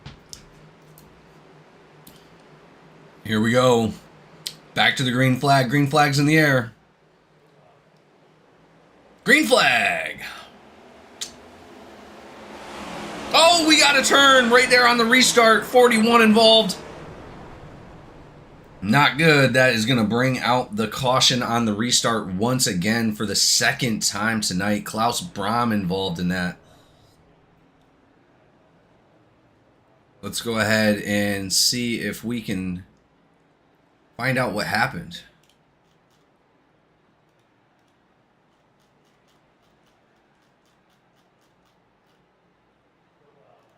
Going back to that ring. Looks like the 54 checked out.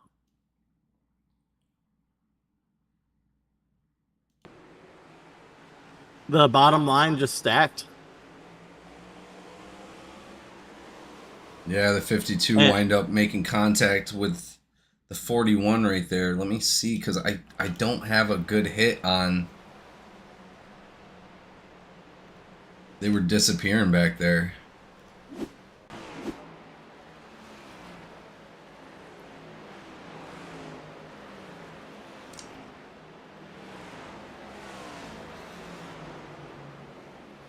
It definitely involved Justin Openchowski. Let's take a look with him and see what happened. The outside stacked up, wound up causing the accident with the 52 and the 41. Justin Openchowski barely making it out with the 20 tapping his inside. Oh, please tell me he didn't make contact with anybody else. Oh, good job on Justin saving that right there. Thank God. Honestly, to tell you the truth, it doesn't look like a lot of drivers even got damage.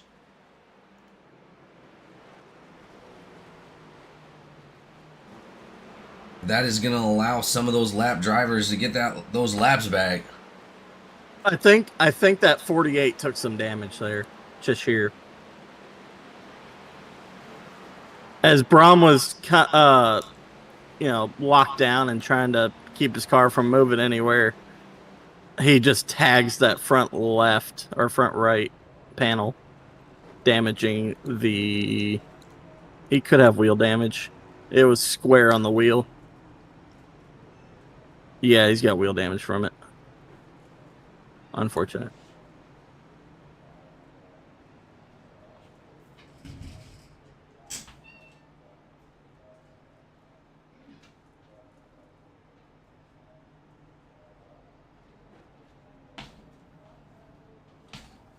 Yeah. Unfortunate. Cheshire does have wheel damage. He's at about a 45-degree right turn in the straight. Man, that sucks. I think Cheshire wound up using his fast repair already too. Yep. That's going to be about 6 minutes of damage in pit road. But with that damage being said, you don't know how many cars are going to DNF tonight. So you're going to come down pit road or not. You're not going to come down pit road. That's weird. Maybe it's next time by. Maybe I'm behind. Yep, he is down pit road. I mean, you got to look at big picture here. Yeah, you might not contend for a win tonight. You might not even contend for a top 5. But every point matters at the end of the season. I missed the playoffs. I've said this 100 times. By 5 points. And that's because I didn't run one race or I got DNF'd one race and didn't feel like fishing my damage. Well, and it happens to us all, right? I mean, I think, what was it? Wasn't season 5. I had a devastating season. Like every single I DNF'd 4 times that season. It wasn't a good season for me. Call you Kyle Larson. Yeah, I was super upset, dude. I'd still want to race that season, and I still got into the playoffs, but I didn't come nowhere near to being on podium last season in season 5. And that was your last season before now, right? Yeah. Yep. Now we're back on track, smashing the truck league. Let's go.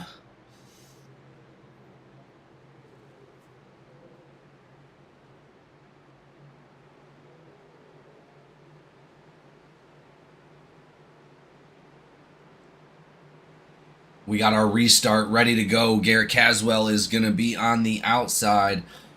Jacob Malone on the inside for the restart.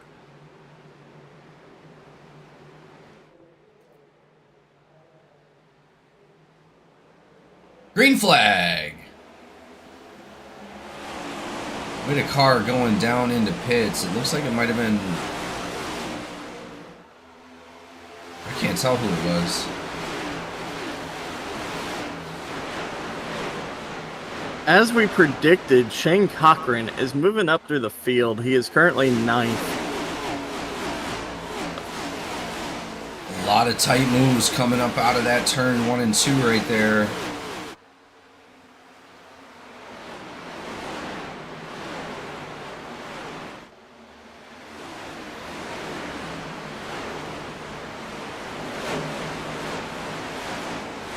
A little bit of contact with the wall, but that's all right. They're going to keep it moving here. Lake Dog Home Inspection is about to be halfway.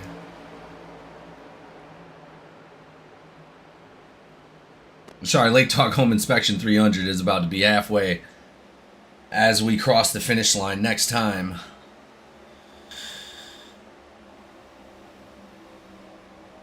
I'm ready to celebrate the halfway mark. Well, and again, a lot of our drivers actually made it back out on the lead lap, man. There's only like 5 drivers that aren't on the lead lap. Oh, we have a wreck. No way. Who was involved in No that? caution. 70. 70 got straight. Let's go back and take a look. It looked like it shot somebody down into the pits. It looks like it's going to shoot the 94 down to the pits. Yep. Jay Barr. Dang, man. Oh, it looks like something happened right there at the top of the track.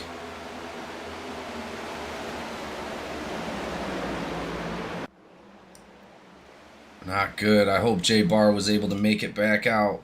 It does look like he was able to make it back out, but he's slow. You know who has made it back to the top 10? Or fighting for the top 10 at least. Hanneman. Oh, you said it. I know. You said it. You said it. 31 and 86. 31 and 86 are battling it out right here, fighting for 15th spot. I don't know if you heard it on the race frequency, but he yelled stop.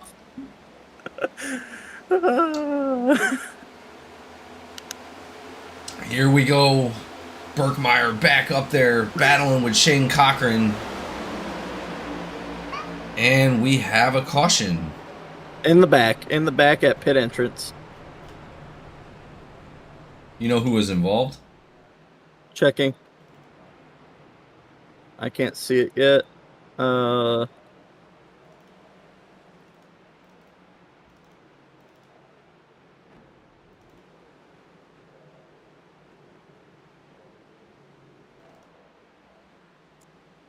as soon as we find out who was involved with that accident. 66 of Ellswick. No. Really? Yes, sir. I see him. He was part of it. Looks like 66 and 20. Yep.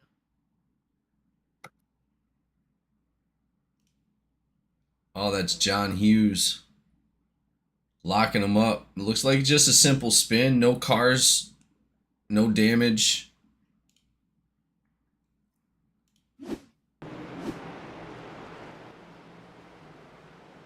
Whew. That could have been bad, dude. Real bad. If that was towards the middle of the middle, I don't know if that would have went so well.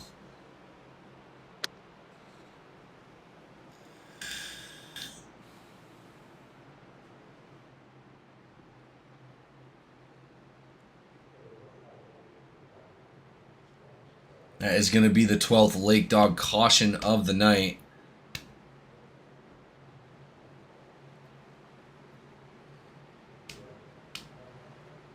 Hopefully we can get some green flag pits in here tonight. What do you think? I'm hoping so. I would like to see one fuel run. At least. We have some takers in the back. I think a lot of lap traffic are going to come down and take tires and fuel and try to split the stage.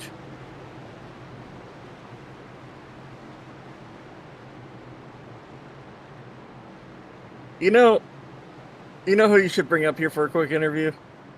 Who's that? Ray Hanneman. Nope. We're going to stop saying his name for the rest of the race. Start treating him like Voldemort, he who shall not be named. Yeah, that's right. Nope, we're not even going to say that because he's going to know who we're talking about. I'm good. I'm good. We're going to leave Hanneman alone, let him run his race. He deserves it. Go, Hanneman, go. I think there's an arm outside of Hanneman's car pointing at the cameras. There better be.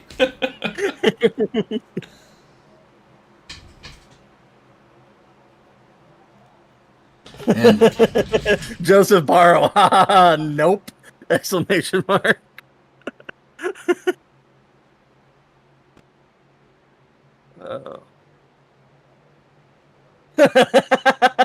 Pick him, Jamie, see what happens.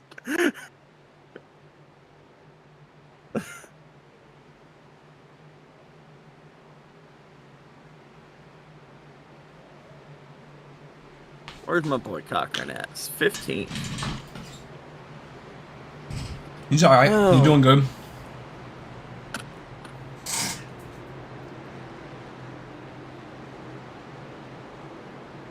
You know, a lot of these drivers were complaining earlier about how this should have been a night race, and personally, I prefer racing this track during the day. It really shows who can handle their car, who can handle pushing it,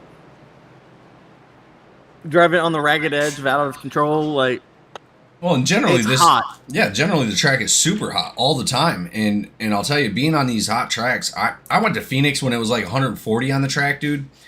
You were on ice skates on fresh tires. Oh, yeah.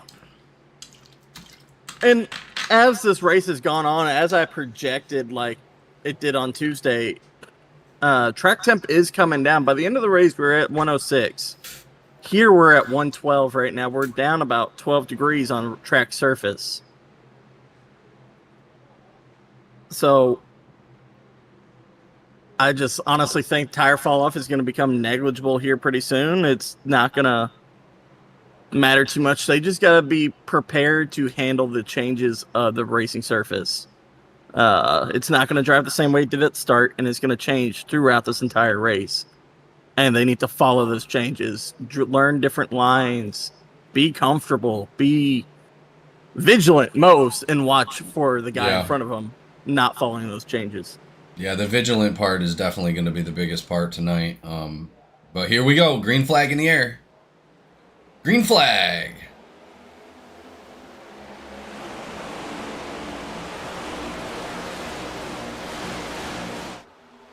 Good launch out there in front.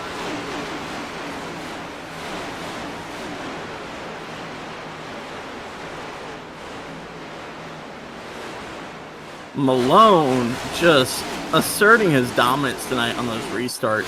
He finds himself up front. He's just in control all night long. Well, you can see they're sort of stretching out on these restarts as well. a lot of these drivers got to be getting close to their incident count, so you'll see a lot of people be more Dusty Haynes to the inside of the field.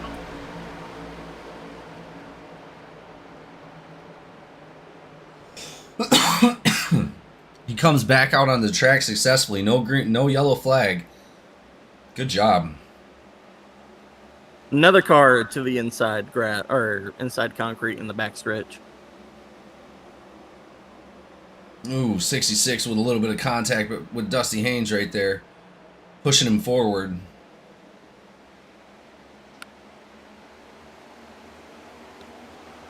Dusty needs to be there's a wreck. 86. Shane Cochran involved. 41. Klaus Krom.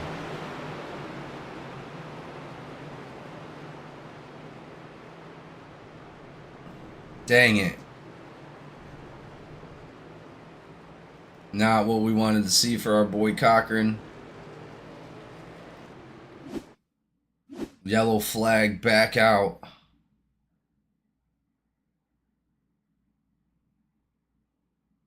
What happened? Yes, you are you are that.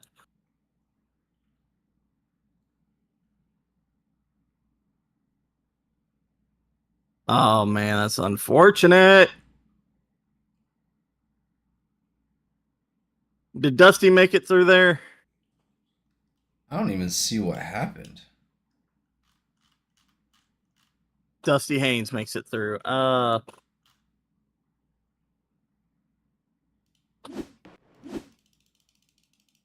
It looks like the 35 was slow up in the wall. Cochran was not expecting him to be there. Cochran got into the back left and just bounced off your driver, the 95. Yeah, I can't. It won't even show me the crash. That's crazy. There it goes.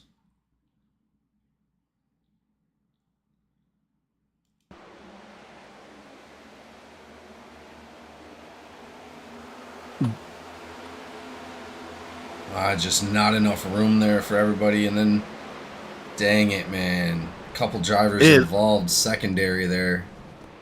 The 35 hitting the wall just kind of screwed up Cochran's approach into the corner, or exit of the corner. Thought he was going to be clear up to the wall and just wasn't there. The 95 was not laying on his door, but moving up, so he was trying to give him space and just didn't have enough space on the top. That's unfortunate.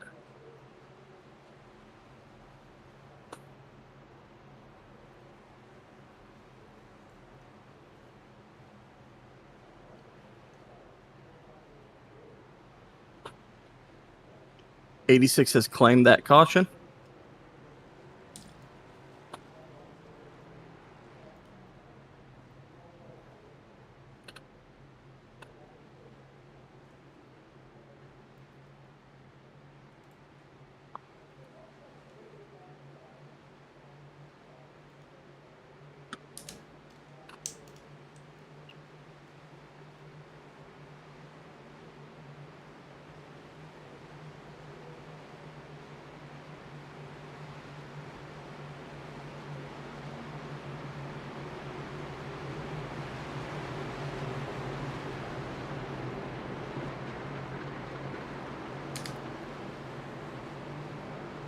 Oh, man.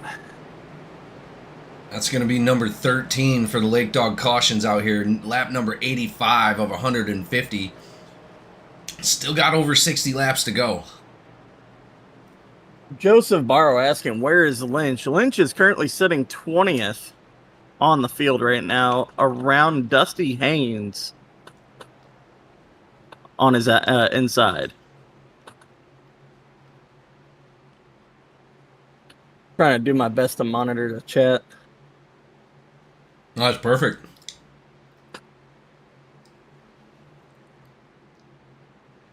There's your boy. He's doing pretty good, trying to keep that car clean, trying to make his way through the field. How much time is even left? 1 hour on the dot.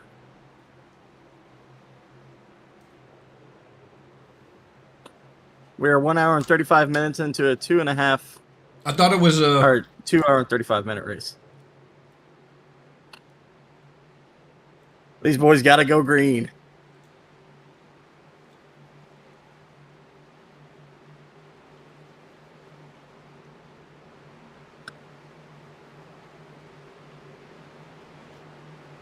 We officially have had more cautions than the Truck Series today. Check up in the front. William Campbell down low, jumps out. God, that was scary. I thought we were going to have another repeat of the 9th caution.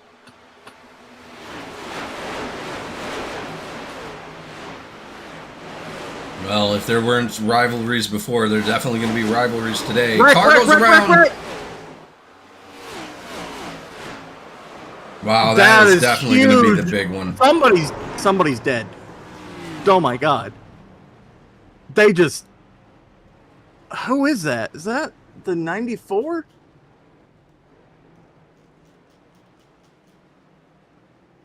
Bunch of cars involved in that, buddy. The 94 was nasty. Tyler Krozak, Hunter Berkmeyer, Jay Barr, Benjamin Archuleta, James Nelson, Michael Boone, McCabe, Bellinger, Dunn, Marian, and Menchaca all involved. Go back and watch Jay Barr's onboard. That is horrific.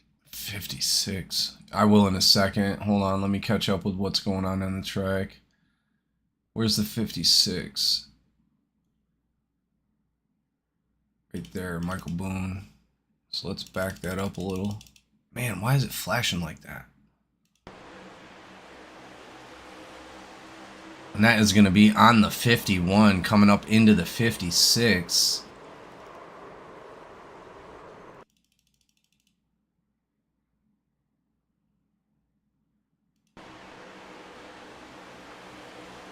Tried to glide out. He didn't see the 56, I think, until it was too late.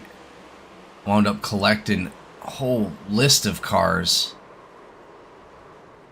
Doesn't look like the 51 took too much damage out of that. But there were some cars that definitely did. Jay Barr was just nasty. He tried to go low before the wreck got turned and just ate the wall head on. It was reminiscent of You said Barr hit the wall head on? Yeah, his onboard camera is wild. He tried to avoid the wreck and just didn't get what he wanted. He made contact with Ellswick on the inside and wrecked across his nose. Blew the engine. Everything.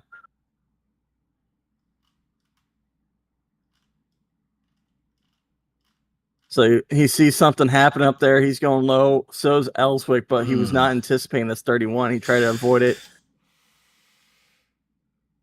and just nails that wall. That was a hard crash. Yeah, dang, man. A lot of these drivers involved in that crash as well.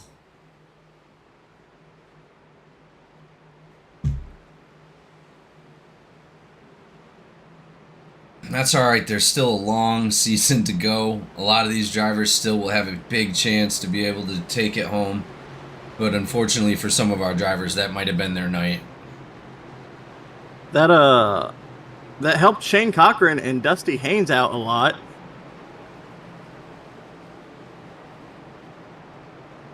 Well, it looks like Ellswick as well. Ellswick, Hughes, Openchowski, Cochran, Herman, Elliott Wilson, Hanneman, Malone, and Caswell are all going to be in our top 10. This shakes up the front of the field for the first time tonight, where we do not see the 99 in the top 10. Oh, he just moved into the top 10. What? How do you do that? The scoring is trying to sort itself out after the wreck.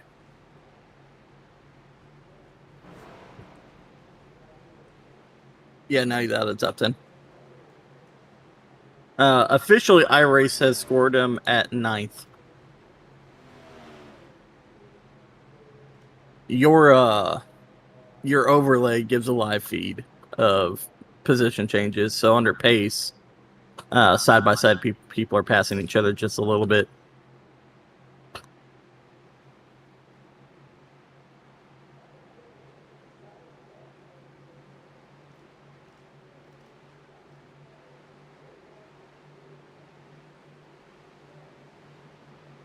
Joseph Barrow, I can't agree with you. Can't agree with you enough there. That should be staged. Maybe they will calm down now. We've been hoping that for a while. Back to green. Let's go, boys. Green flag. 2x2.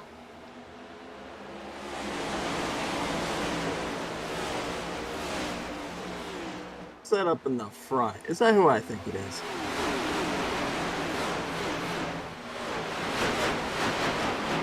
It is. It's Mr. Ellswick. 35 up into the wall, goes around. Caution is back out. Yeah, I don't think these guys are going to learn at all today. For the 15th Lake Dog caution tonight. Oh boy.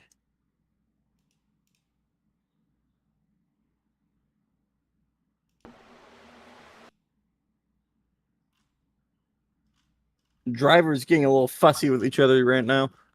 Oh, I can bet. Looks like McCabe just got loose right there. Tried to correct it right up into the wall. Unfortunately, Menchaca involved, collected in that accident. It looks like Menchaca collected somebody else as well.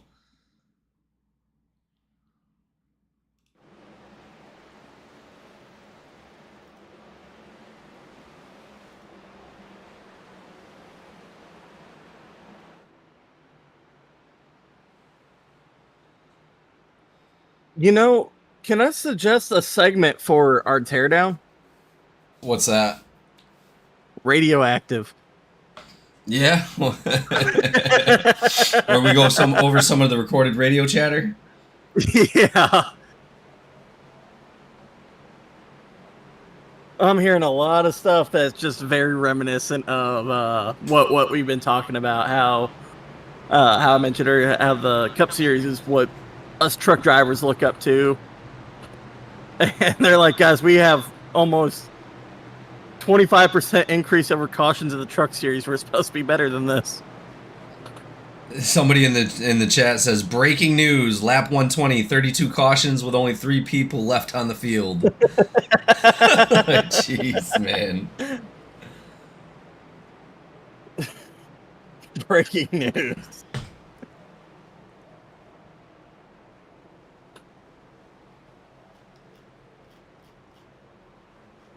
Rough night for our Cup drivers, but that's all right. Big old long season ahead of them. This is only race 2.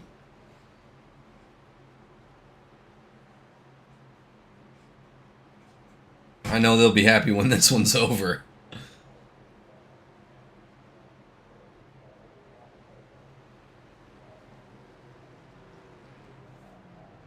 Caleb Ellswick up front.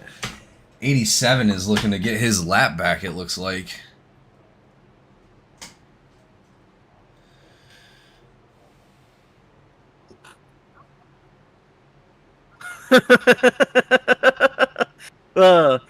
They're talking about this. Listen to the radioactive. Listen to the radioactive right now. It's hilarious. There's apparently talk of rain in the forecast. If we can't make the race.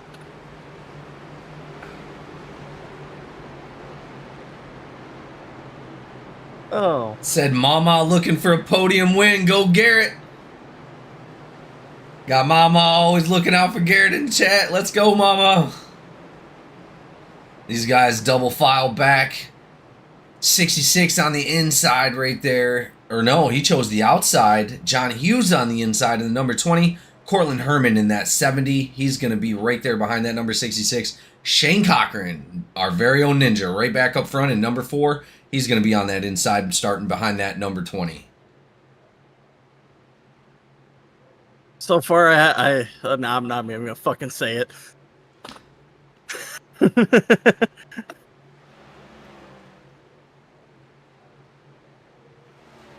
I like trains, Ray Hanneman says.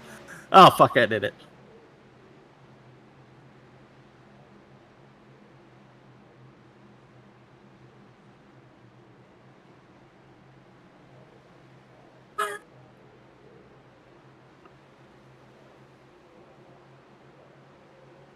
Race control finally putting his foot down as we're coming back to the green flag exiting turn 4. 2x2, the grid is lined back up to go back green. Can they keep it going? Here we I go. think they can. I hope they can. They got it for this last stint right here. This is it. All green flag laps. Let's go. Green flag.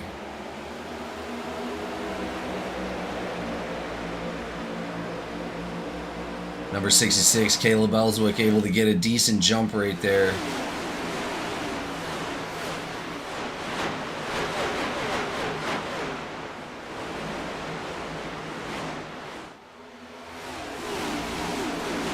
It seems like if you control the race, your launch is always just perfect.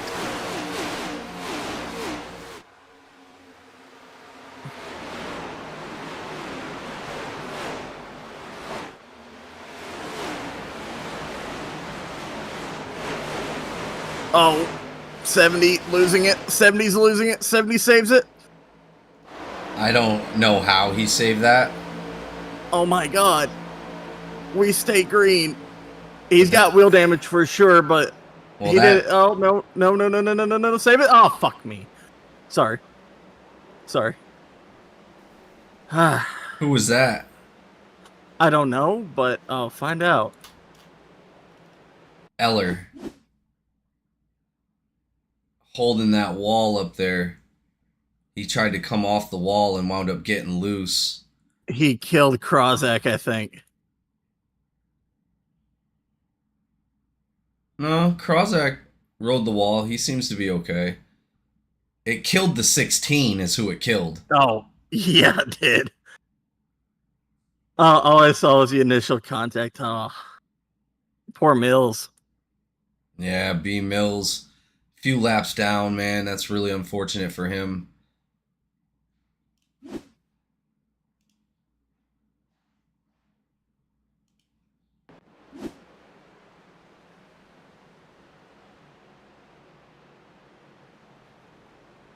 Well, I think it's time to introduce a new sponsor to the Cup Series. I will talk with you that post-race. Sounds good. I think we need it.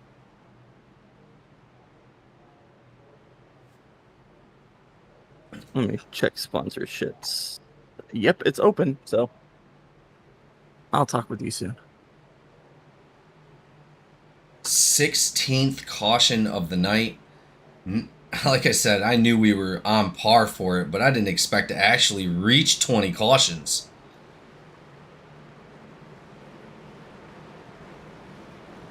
We're on par.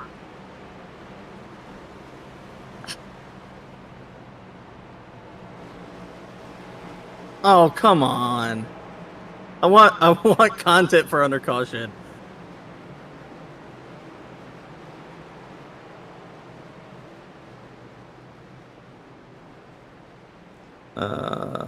It's this chat.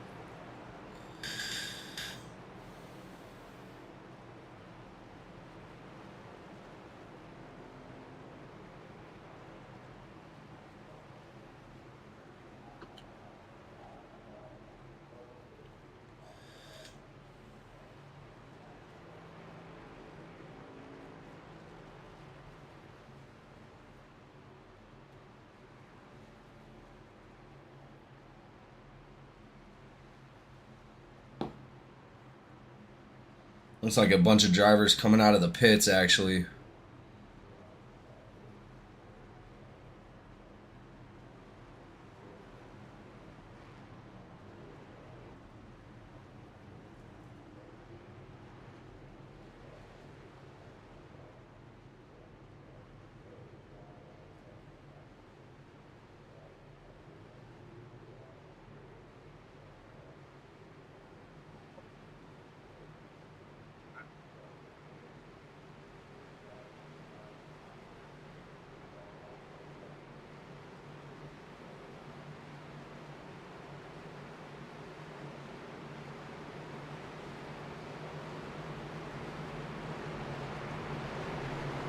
Oh, those rain clouds are getting big.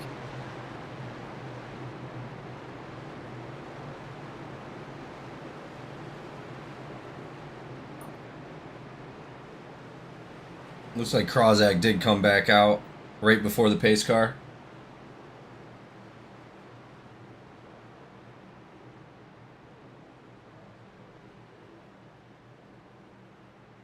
As we go double file back here for the Lake Dog home inspection, 366 Ellswick going to be on the outside. John Hughes, the number 20 on the inside. Garrett Caswell in that 14 is going to be up behind the number 66. That 99 is back up front again, and he is going to start off behind that number 20 of John Hughes.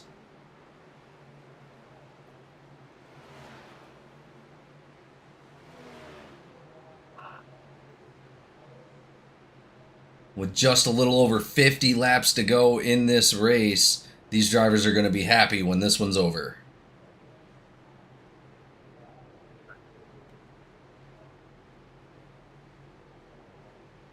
I'm hoping green flag all the way to the end. Let's go.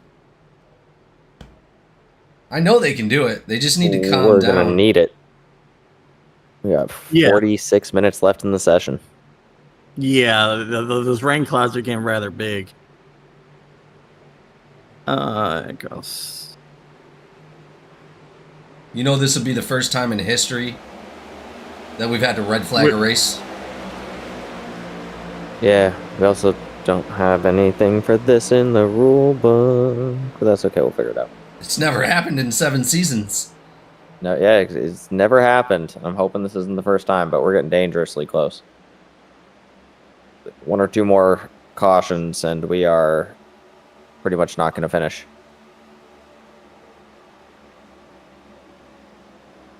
Well, let's kick out the rain clouds for right now, because the 66 is battling it out with the number 14 of Garrett Caswell. Jacob Malone, 99. He's going to fight his way back up towards the front. Jacob Malone has problems, though. The number 20 of Hughes right there. Car goes sideways back up onto the track. No caution. No caution. It was the number 28 of Tyler Bellinger. Was that my pick? Yep. Dang it.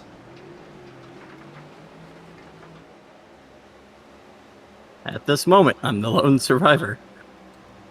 The number 14 able to take that position away from Caleb Ellswick. He's going to be our new leader, Garrett Caswell. No. You're Hunter Birkmeyer. Oh, I was Birkmeyer. You're right. I was going to say, and my pick's in second place. Jacob Malone? I forget that you're here half the time. My bad. Oh, nah, Ellswick's back in third place now. Close enough. Normally I have more of a chance to listen in and on the broadcast, but these guys have been feisty tonight. Yeah, I bet. Like I said, if there weren't rivalries before tonight, there definitely will be after this. Oh, boy. I'm surprised we have as many... GEC's got to have a rivalry with Auto Club. It might be the new Martinsville.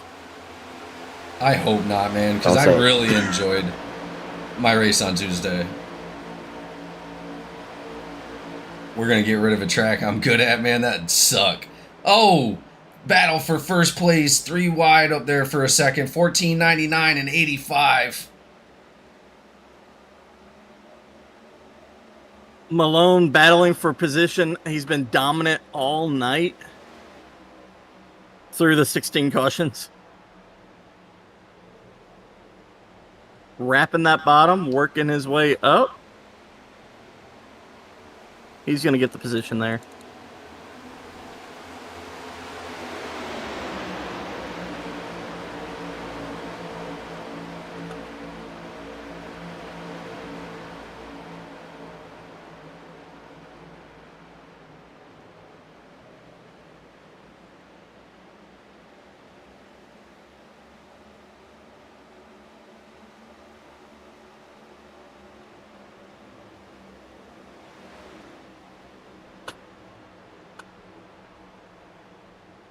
I don't envy Swanson this Saturday going through all this race footage.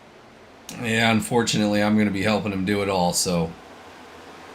I don't envy the both of you. I think y'all need like a whole team of guys.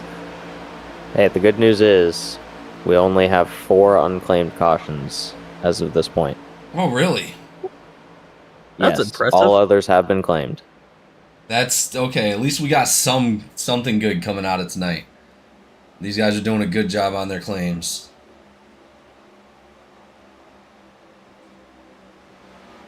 Nobody wants to get hit with that EOL after all this hard work. Beautiful I think battle. that would definitely ruin a lot of people's nights. Beautiful battle right here between the 66 and the 85 for a second. 66 diving on the top side of the 14 after the 14 makes contact with the wall.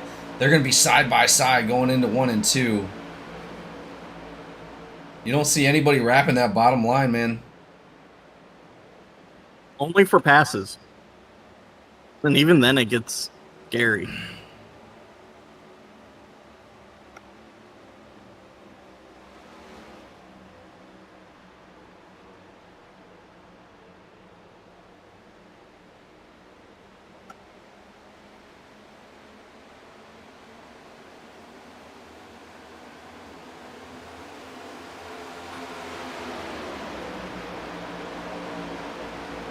Malone back up front again tonight. He has led the most laps here.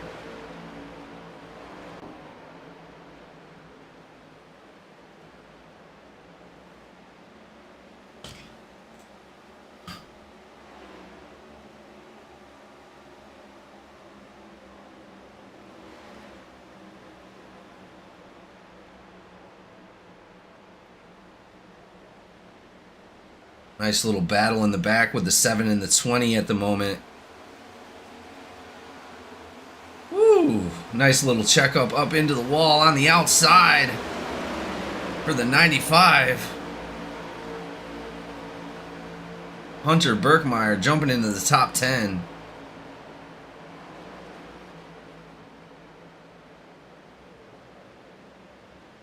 Malone just driving away with it right now. Well, he's hoping for the green flag to stay out. Looks like the 86 blinking a little bit right there.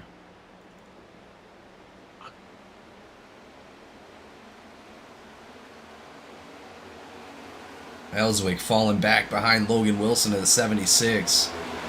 Logan Wilson trying to fight him off, but it looks like Ellswick's able to... Oh, contact between the 3. The 9. Oh. No caution? No caution. I think even iRacing knows it can't throw a caution right now. Yeah, the 3 is... His front left wheel is not moving at all.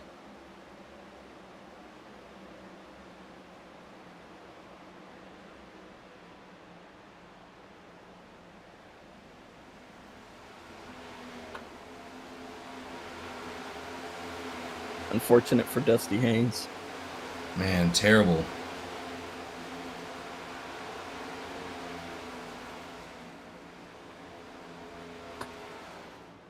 That is most likely going to be Dustin Haynes' night, unfortunately. But we stay green flag out here. We're going to finish off this Lake Dog Home Inspection 300 strong. Thank you again for Lake Dog Home Inspection coming on back on for Season 7 as one of our race sponsors.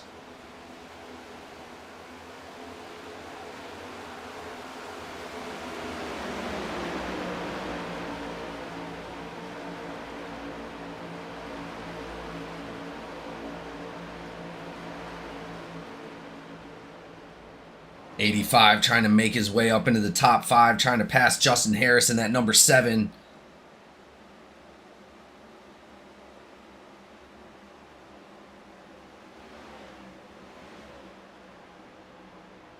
'95 of Berkmeyer making his way up through the top 10, passing Shane Cochran. On the outside of Shane Cochran, they're side by side. Ooh, that was close. Oh, good save by Cochran.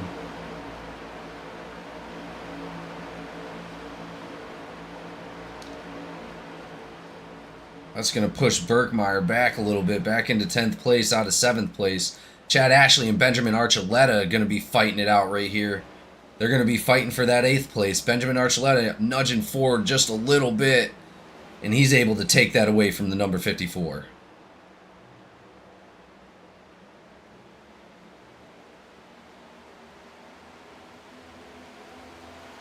"40 laps to go."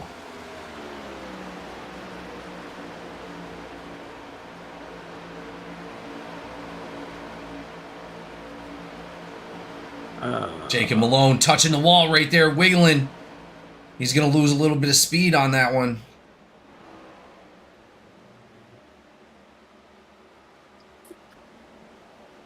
He's going to want to be careful. It's his race to lose at this point. 96 and 86 working together right there. 96 just pushing Shane Cochran up forward a little bit. Shane Cochran able to get side by side by that 95.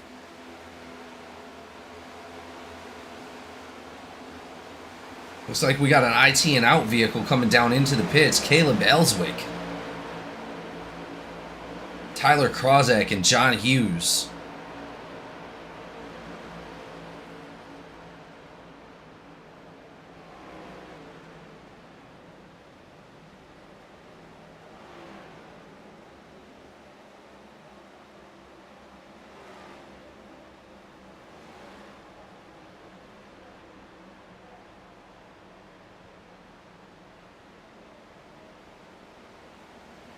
Wow. Just As we finally get to the racing that we've been waiting for, these guys are starting to separate a little bit. You're seeing the gaps start to create. Not a lot of people are side by side anymore like they were in the beginning.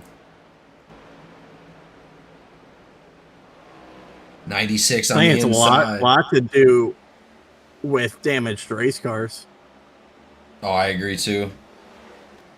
96 on the inside of the 33, fighting down the backstretch, going into 3 and 4. 56 right there behind the 33 of Lynch. 86 coming to pit road this time by. All right, 95 Berkmeyer touches the wall right there, sending a little smoke back to the back. He's going to lose a little time on the 33 and the 96. Justin Openchowski trying to fight through. They were 3 wide for a second. Openchowski side by side with the 95, able to pull it off. Leader pitting this time in, or this time by.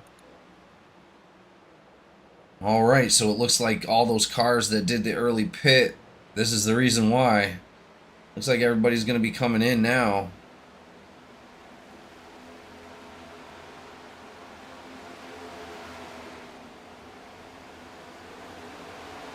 Good job on our leader getting down into the pits.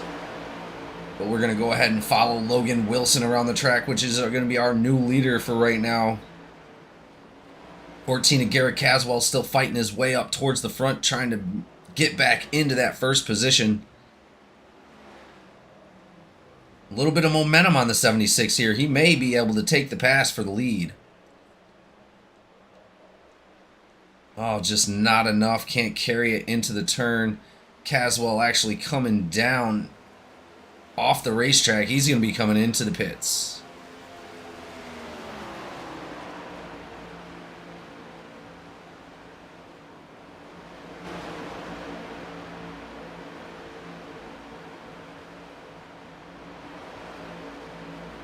A lot of traffic coming down pit road. Tracking Malone as he exits pit road and onto the racing surface.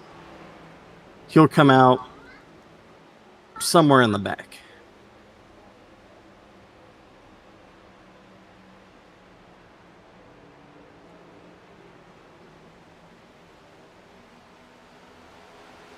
Well, and like I said, I knew these guys could do it. These guys are definitely talented. It just, the beginning of this race just wasn't for it. They had to wiggle it all out, but it looks like they finally sorted everything out. They're going to be racing really hard. We finally got some green flag pit stops in here.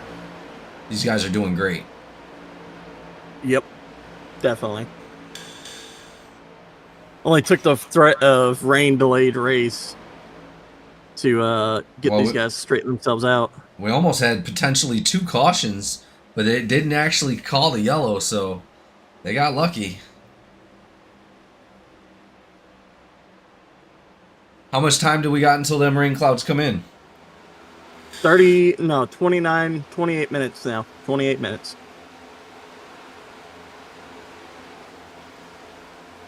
I think we just might make it. Stays green, it will.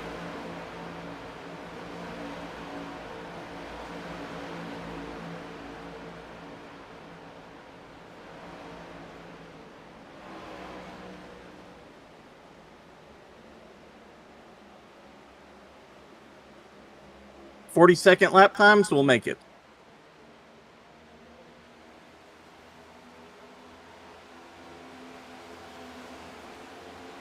It looks like the only people that have not pitted so far are going to be Logan Wilson, Justin Harris, Benjamin Archuleta, Wesley Lynch, James Nelson, and Corlin Herman.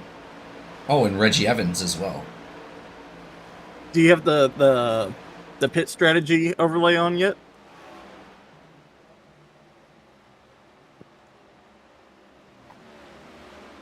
I do. Maybe I don't.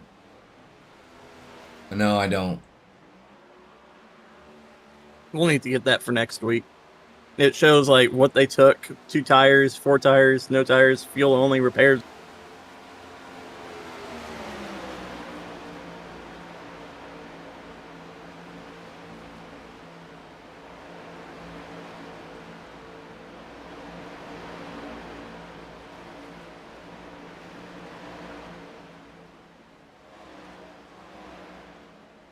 I'm sure I have access to it. I just don't know where. All this layout is brand new to me. No, I understand.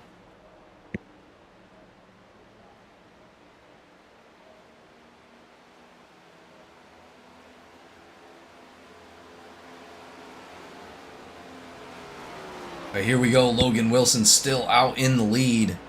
He is not wanting to come into that pit stop.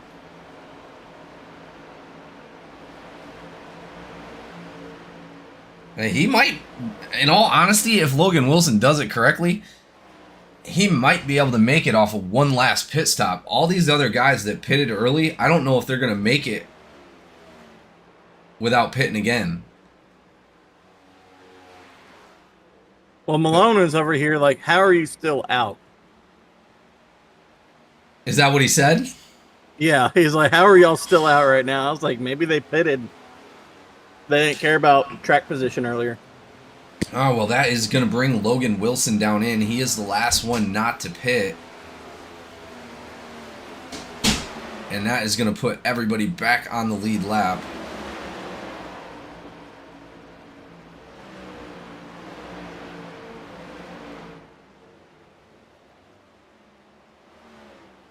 Or still has Logan Wilson in first place somehow. Ooh, contact between the 99 and Justin Harris, the number 7. My mic was muted. I did that earlier to myself for like 4 or 5 minutes. I was upset. Fair enough.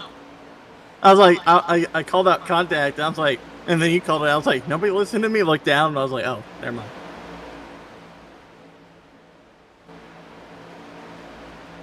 Well, either way, Jacob Malone is back up front, the leader of this race again, but that is only going to put him 0.7 in front of Justin Harris. Justin Harris is going to be catching up quick. I'm doing something that Malone wishes he could be doing right now, and that's eating dinner. Well, I'm sure a lot of our drivers are hungry after this.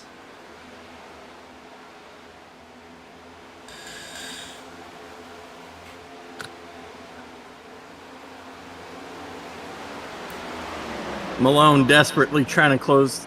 Nope, never mind. I guess he's just trying to catch lap traffic. I don't know why he's running the bottom.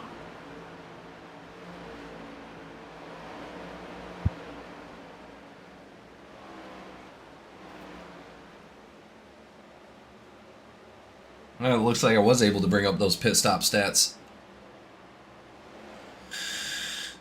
Oh, you were? Yes, sir. It brought up the top 15 drivers. That's pretty cool.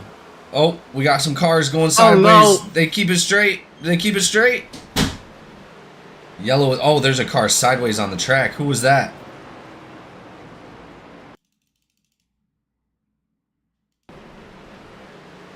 Who is that?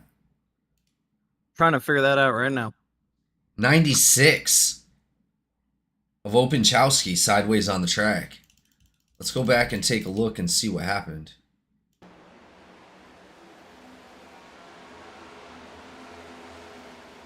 Oh, it looks like he got loose right there. Oh, the 51 up into the wall hard. No damage to the 96, but that 51 took a hard hit to the wall.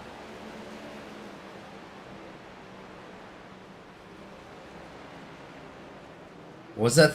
It was the 51 of Benjamin Archuleta, his teammate, unfortunately. You know, can we talk about the 95's wreck avoidance skill through that? He threaded the gap as Openchowski's backwards. He shoots around the wall. Then dives below the next car, wrecking ahead of him. Watch that yellow car. Oh, wow.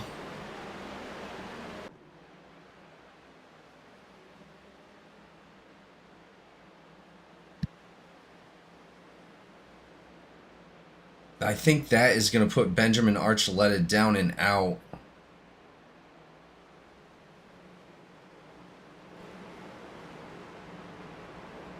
I'm hoping he's able to get that. I don't think he has his fast repair.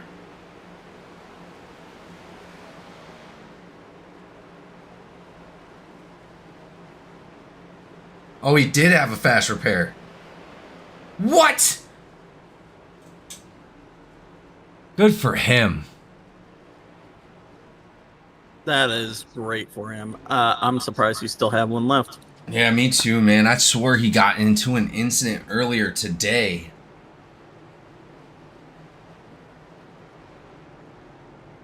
Openchowski also having a fast repair. Oh, I didn't think he needed one. It didn't look like he took any damage. He had front right cave in, so I assume he had wheel damage too. It's super He can't- possible. I mean, at this point, if you got him, smoke him if you got him, if you will. Yeah.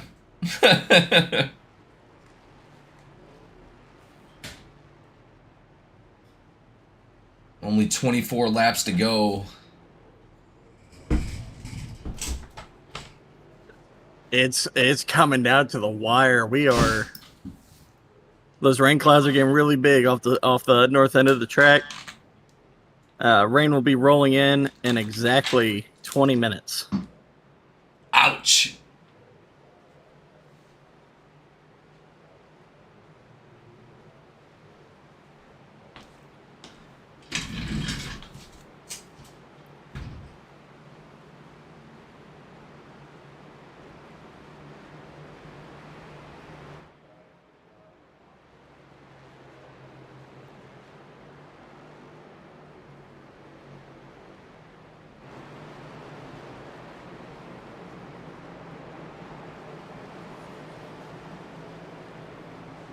Well, you know those guys up front. They're hoping those rain clouds come in. Well, we did get the one thing we wanted. Oh my God! Delayed green. Delayed green. That's not good. Why delayed green? What happened? Field is all scattered everywhere. There's probably like 5 cars or 10 cars in position right now.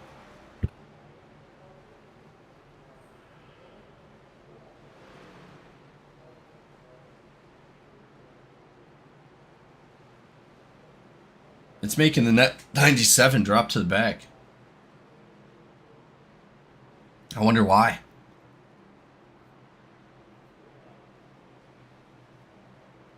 It should have gave him the wave around.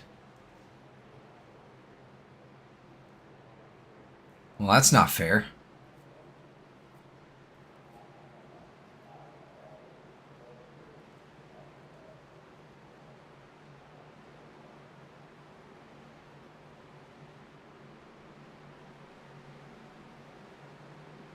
Well, either way, we're going to the restart.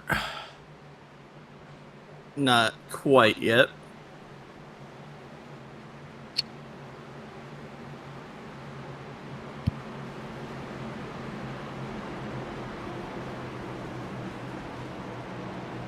Lights are back off the pace car. Looks like we'll be going green this time.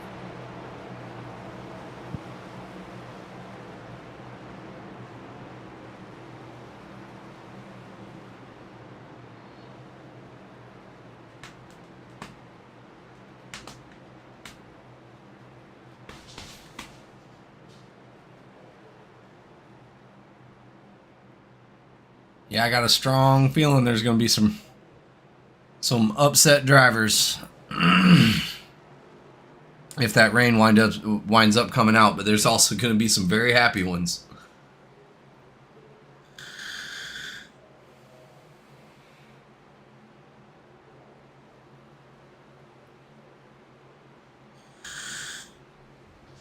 Oh, 22 left to go. They got to keep it green. Yeah, not much choice.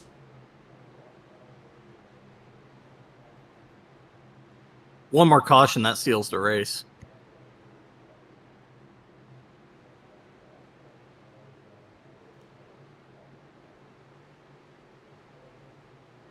You already know as we come down to the last few laps, people are going to start racing pretty hard. So very, very, very possible it could be another caution. Well, and I hope they're thinking about the rain clouds because, yeah, I don't think we can see another caution and make it to the end. Here we go, ladies and gentlemen. The last restart for the night, hopefully. Green flag.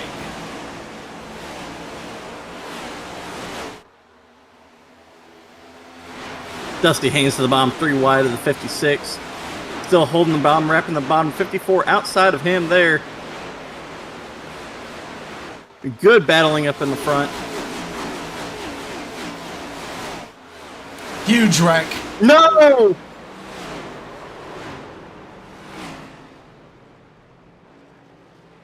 Who's involved? Krozak.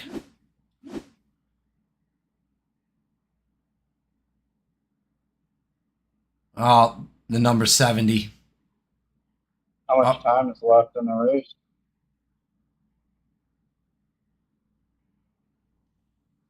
$70 looks like DQ'd.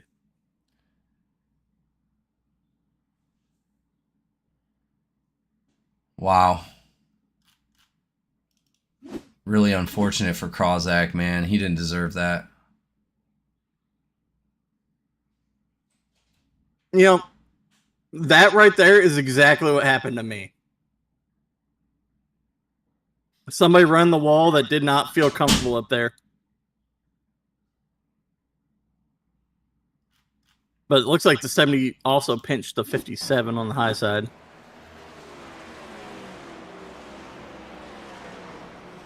Cochran says, let's throw up a second session.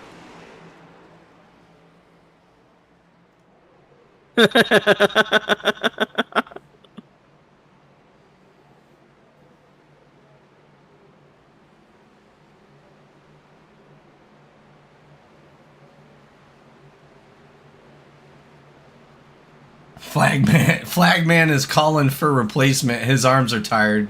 His arms have cramps, he says.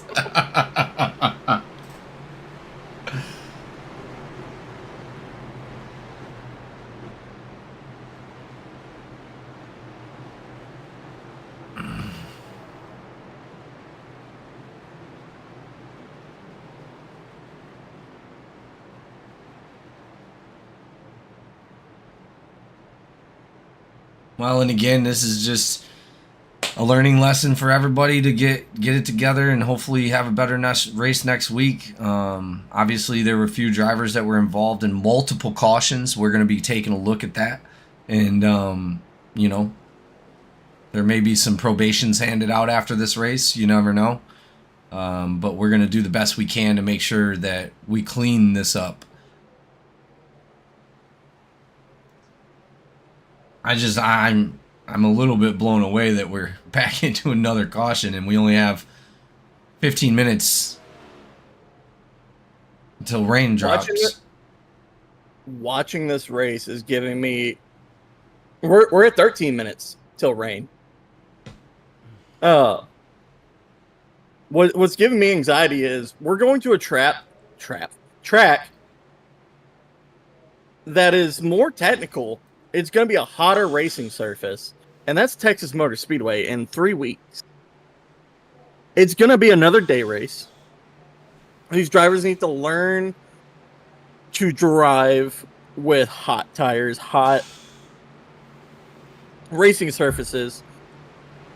Well, and a lot, I agree. A lot of it has to do with an individual driver getting loose and trying to correct and just turning out the bat in a wrong way. So, like, I understand these cup cars are the worst things to drive, in my opinion. They drive like crap. They handle like crap. But everyone's in the same machine, same setup. If Dustin Haynes or Jay Malone, Hanneman, Ellswick, all these drivers can handle it themselves, why can't the other 36? It blows my mind away. What's the record for most cautions? Excluding Martinsville and Bristol. 21. 21? well, we don't have time to reach that now. We do not have time to break the record.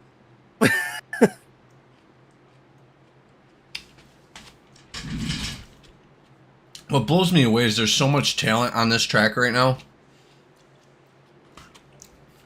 It's just putting it all together like a puzzle piece, and these guys are going to get it right. I promise you. This is the beginning of season 7. We're seeing the hiccups in the early beginning. These guys are going to get it right, I promise. I'm amazed that we still have 26 cars on the lead lap. Yeah, you're not kidding, bro. I'm amazed there's 26 cars still on the track.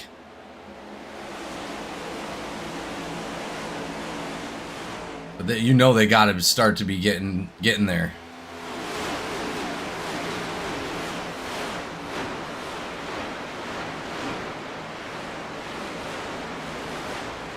I think it's just more or less a lot of unfortunate unlucky events all at the same time.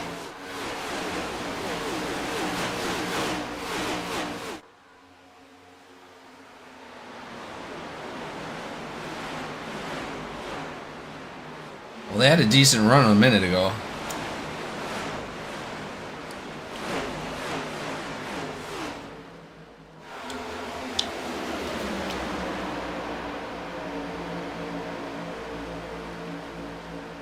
Here we go.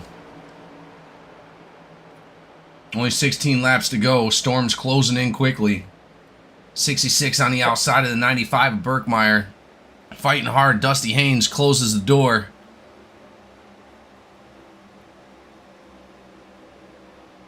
By my guess, we are 1 lap or 1 minute to the good right now. 4 wide in the back, 51, 52, 85, 35.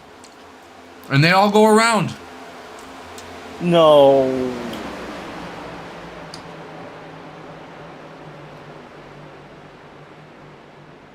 Do you think it could be because there's just a lot more space on the track that people just aren't used to?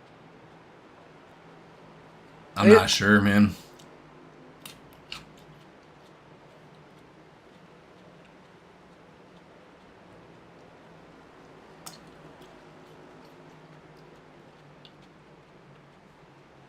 Oh my God.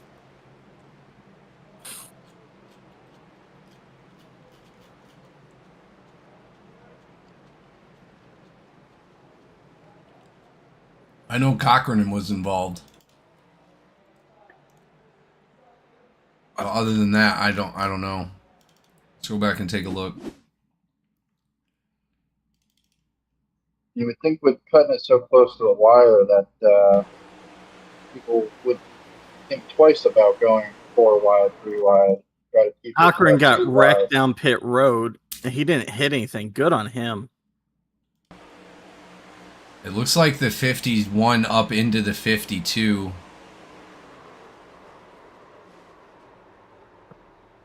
Yeah, Cochran kept it clean. As much as he could. I mean, good on him.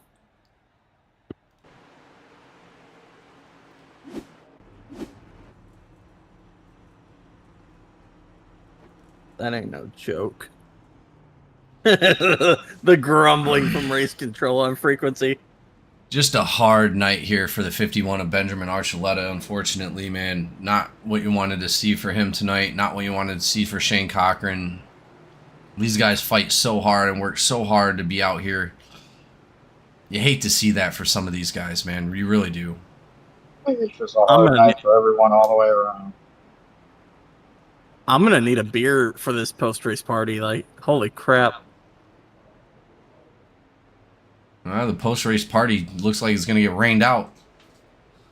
At this point.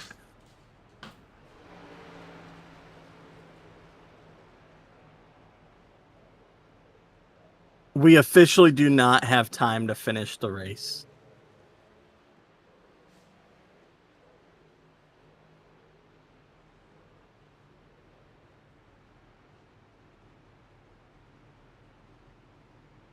There's a car stopped on the front stretch.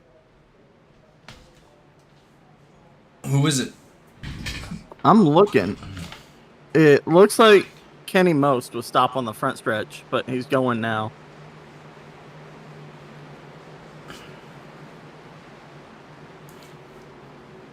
For the love of God, no more cautions.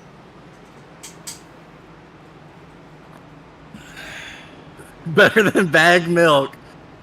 Oh.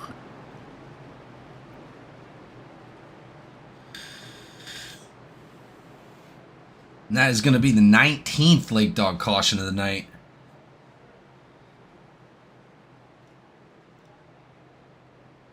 Gotta put those engines into overdrive. Now, some drivers are saying they have experience when the time runs out, the race will still run. We will see what that holds. But I have seen that. With 12 laps to go and 5 minutes left on the clock, I am not too sure. Yeah, that's a long time.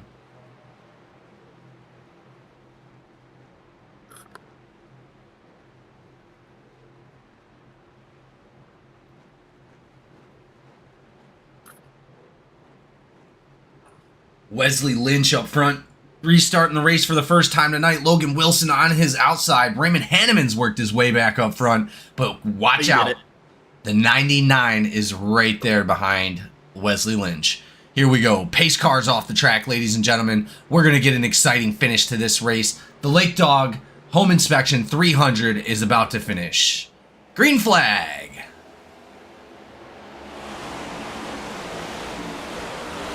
33 blocking the 99 all the way down to the bottom. 99 rejoins the surface. We're going to wrap the bottom here. Is that Ellswick up front? It is not. I just saw his teammate's car. That's my bad. Logan Wilson. Logan Wilson, my bad. You're good.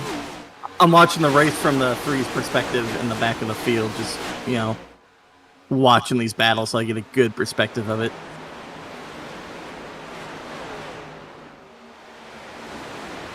The 99 just being held in purgatory right now. He cannot get out in front.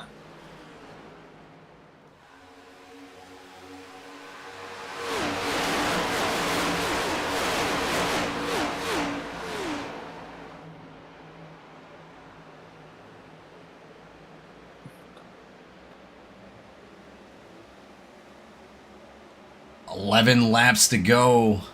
Let's see if these rain clouds are going to stop this race or not.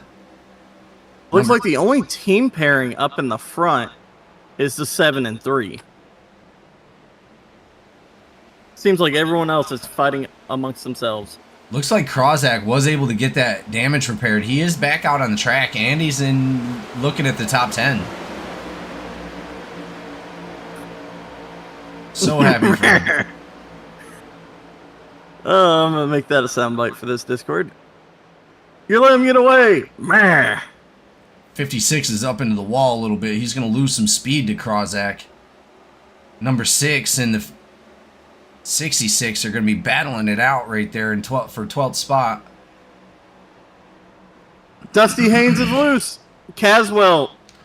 28 able to save it right there. Good job on the 28 with the checkup. Wrecking, Tyler wrecking. Bellinger.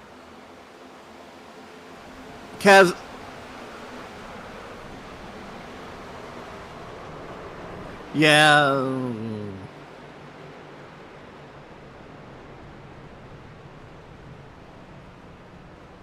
Really? Looks like Caswell started the wreck back in turn 3. The 14? The 14. That, in my opinion, that cannot be on Dusty, as Dusty was trying to recover the car from his contact. You can see the 14 cave his fender in. That's unfortunate.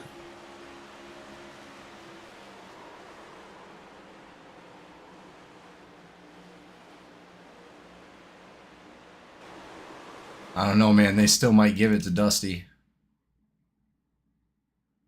Yeah, they're definitely going to give it to him. Post-race review is what it's for. Yeah, they're going to give it to Dusty.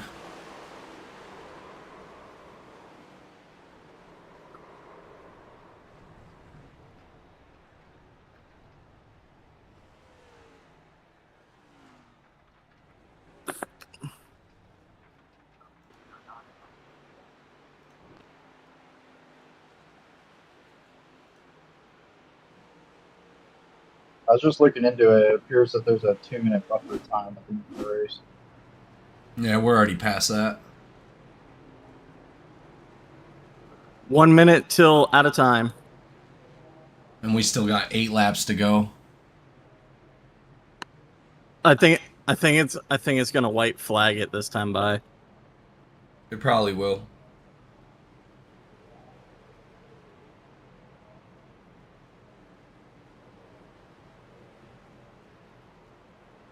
And as it stands, Ashley, Wilson, Malone, Lynch, Harris, Hanneman, Caswell, Bellinger, Krozak, Mr.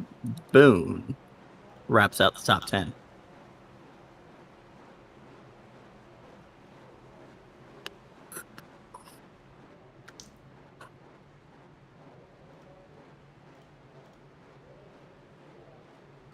Moment of truth if white flag comes out here.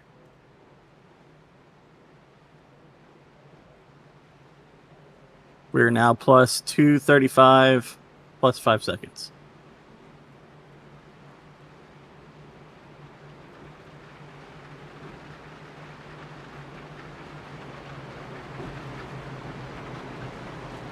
No white flag. We might get to race this out.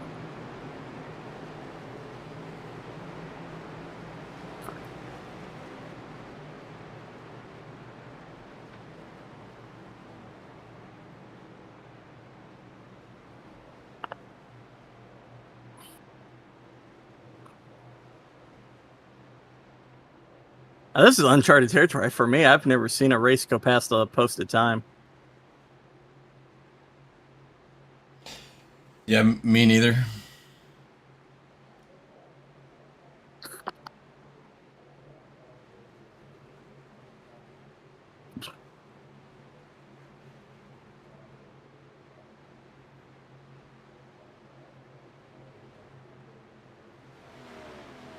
Well, and again, hopefully we learn for next week.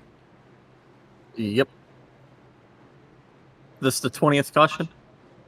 And people are saying, starting to sprinkle rain in Victory Lane. Breaking news, lightning in the area. And then Scott says, sucks for Chad. Looks like he's done. Oh, Chad Ashley's out. Man, I thought I feel seen rain on my head. I thought I seen his car DQ across that finish line on the last one. And then he said, yeah. Rain on my head in turn 1. Pace car's ducking off here. We're still green, no white flag.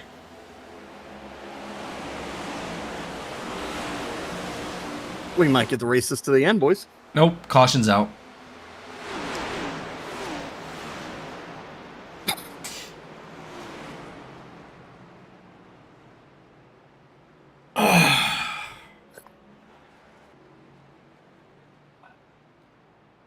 Awesome.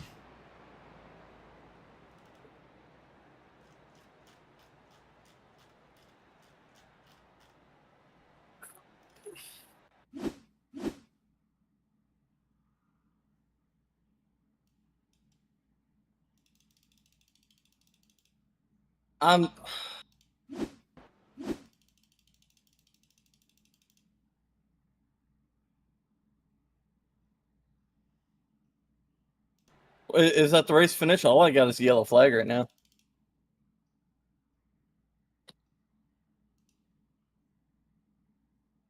I'm not sure. I'm just trying Swanson, to go back and look. Do you at have a it. white flag?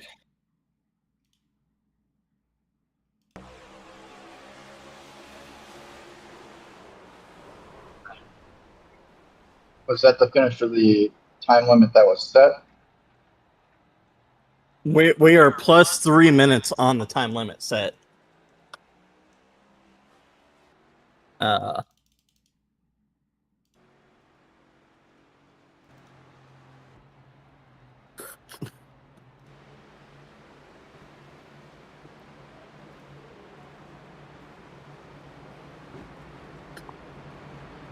her run.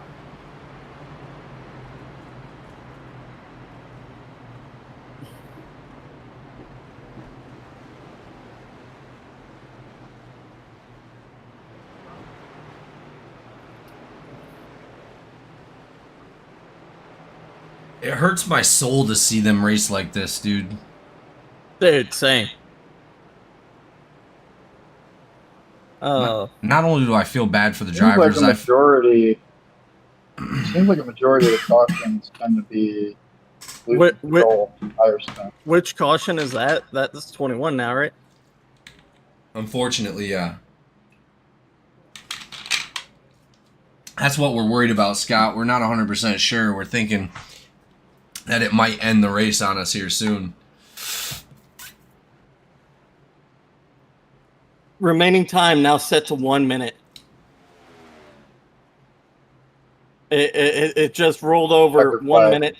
Checkered flag. Well, not only that, we've lost well over half the drivers in the race. So no matter if we finish this race or not, this is, yeah, see? Checkered flag's out. Yep. That's the finishing order right there. I'm at a loss for words. I don't even know what to say. I thought we had a winning formula. I really did.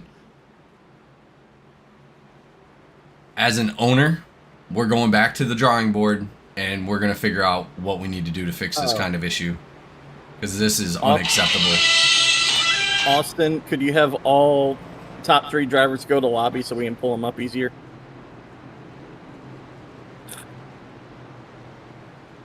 Tell them in chat to join channel. I'll find most of them. All right, guys, we'll be right back for your driver interviews.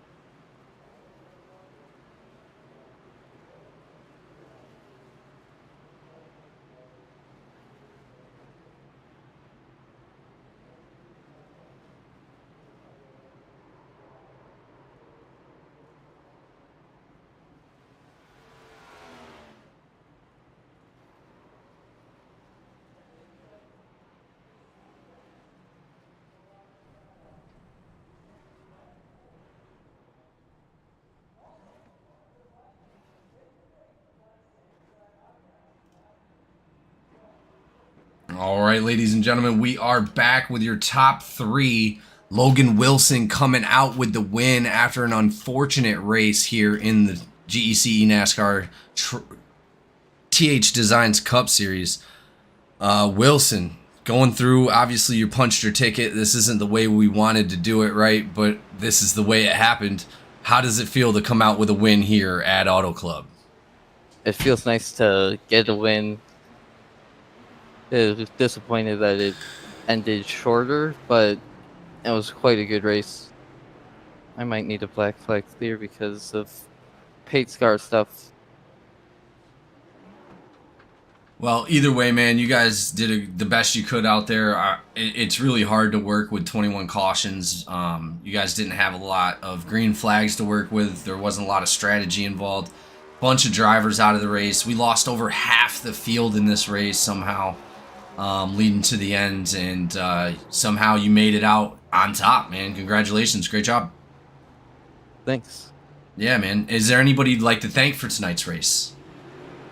I want to thank my parents for getting me some equipment to do some iRacing, along with IT and now esports for a team car. And that's it. Awesome, man. Well, thank you so much. This isn't your first win here, is it? It's my first win at Auto Club. I bought the track last week, but it's not my first win in GEC. Awesome. Well, either way, man, put another one in the books for you and IT and Out Motorsports. Congratulations, and we look forward to seeing you out here next week. All right. All right, guys. Second place, we're going to go ahead and talk to Wesley Lynch. Lynch, obviously not the race we wanted to see, but what's going through your head for second place? Well, I mean, it looked good for points. I mean, outside of that, shout out to you guys for sticking through it and broadcasting it, calling the race. Shout out to the guys up at the front. I thought we was going to actually clean it up there in the last 30 minutes of the session to try to, beat the time to run the laps out, but it's just unfortunate. We just have to kind of re-rack and see what we can do for next week. Absolutely. Well, I appreciate you coming out, man. You did the best you could, and you lasted to the end. That's all that matters. Up 15 spots today for Wesley Lynch, second place. Anybody you'd like to thank for tonight? Yeah, I'll give a shout out to the guys over at Skidmark. They was able to coordinate some pit strategy throughout the race. Shout out to Walt with Laughing Llama Wraps for hooking us up on some paint schemes each week. You guys, Designs for sponsoring the series. And shout out to Austin for race control himself. I know it's going to be a pain to go through this, but we'll make it. We'll re-rack and catch it next week. Awesome. Well, thank you again, Lynch, for coming out and finishing strong. Last but not least, Jacob Malone once again on the podiums, taking it home at Daytona last week and coming in third here at Auto Club. Like I said, not the race we really wanted to see, but you got the car to the end. You made it out there. Led the most laps tonight as well. Had some of the best restarts we've seen in a while. What's going through your head? I'm glad it's over so I can eat some food at 11:30 o'clock. I want to, give a congratulations to Wilson, of course. That was, he was pretty good. He was very fast up there, arguably better than me at most times. So yeah, that was a very interesting way to end the race. A little bit of rain, I guess. But when we did have those green flag laps, it was quite fun. Little bit of strategy here and there. Just wish we got more of it. Yeah, no, I definitely agree, and I feel bad for you guys to have to struggle through that, and just like you said, glad it's over, and we can move on to next week, and hopefully we can see a little bit more cleaner racing out there. Yeah, that's the goal. Awesome. Well, either way, man, anybody you'd like to thank for tonight's race? Nah, not really. I don't got anyone to thank. I'm kind of just here racing, having fun. So I guess you guys for putting on the race and letting me race again. It's very great. Like to do stuff on my Thursday nights, and this is what I like to do. Awesome, man. Well, thank you so much for coming out and making it happen. We appreciate it, and we look forward to seeing you out next week, brother. Yep. Have a good one, man. Yes, sir. Thank you so much. Thank you to everyone that showed up tonight. We really appreciate all the support. Again, we will do our best to make sure that we clean it up next week and see what we can do. The best thing we can do is just fight forward. See you next time on the track with GCE NASCAR.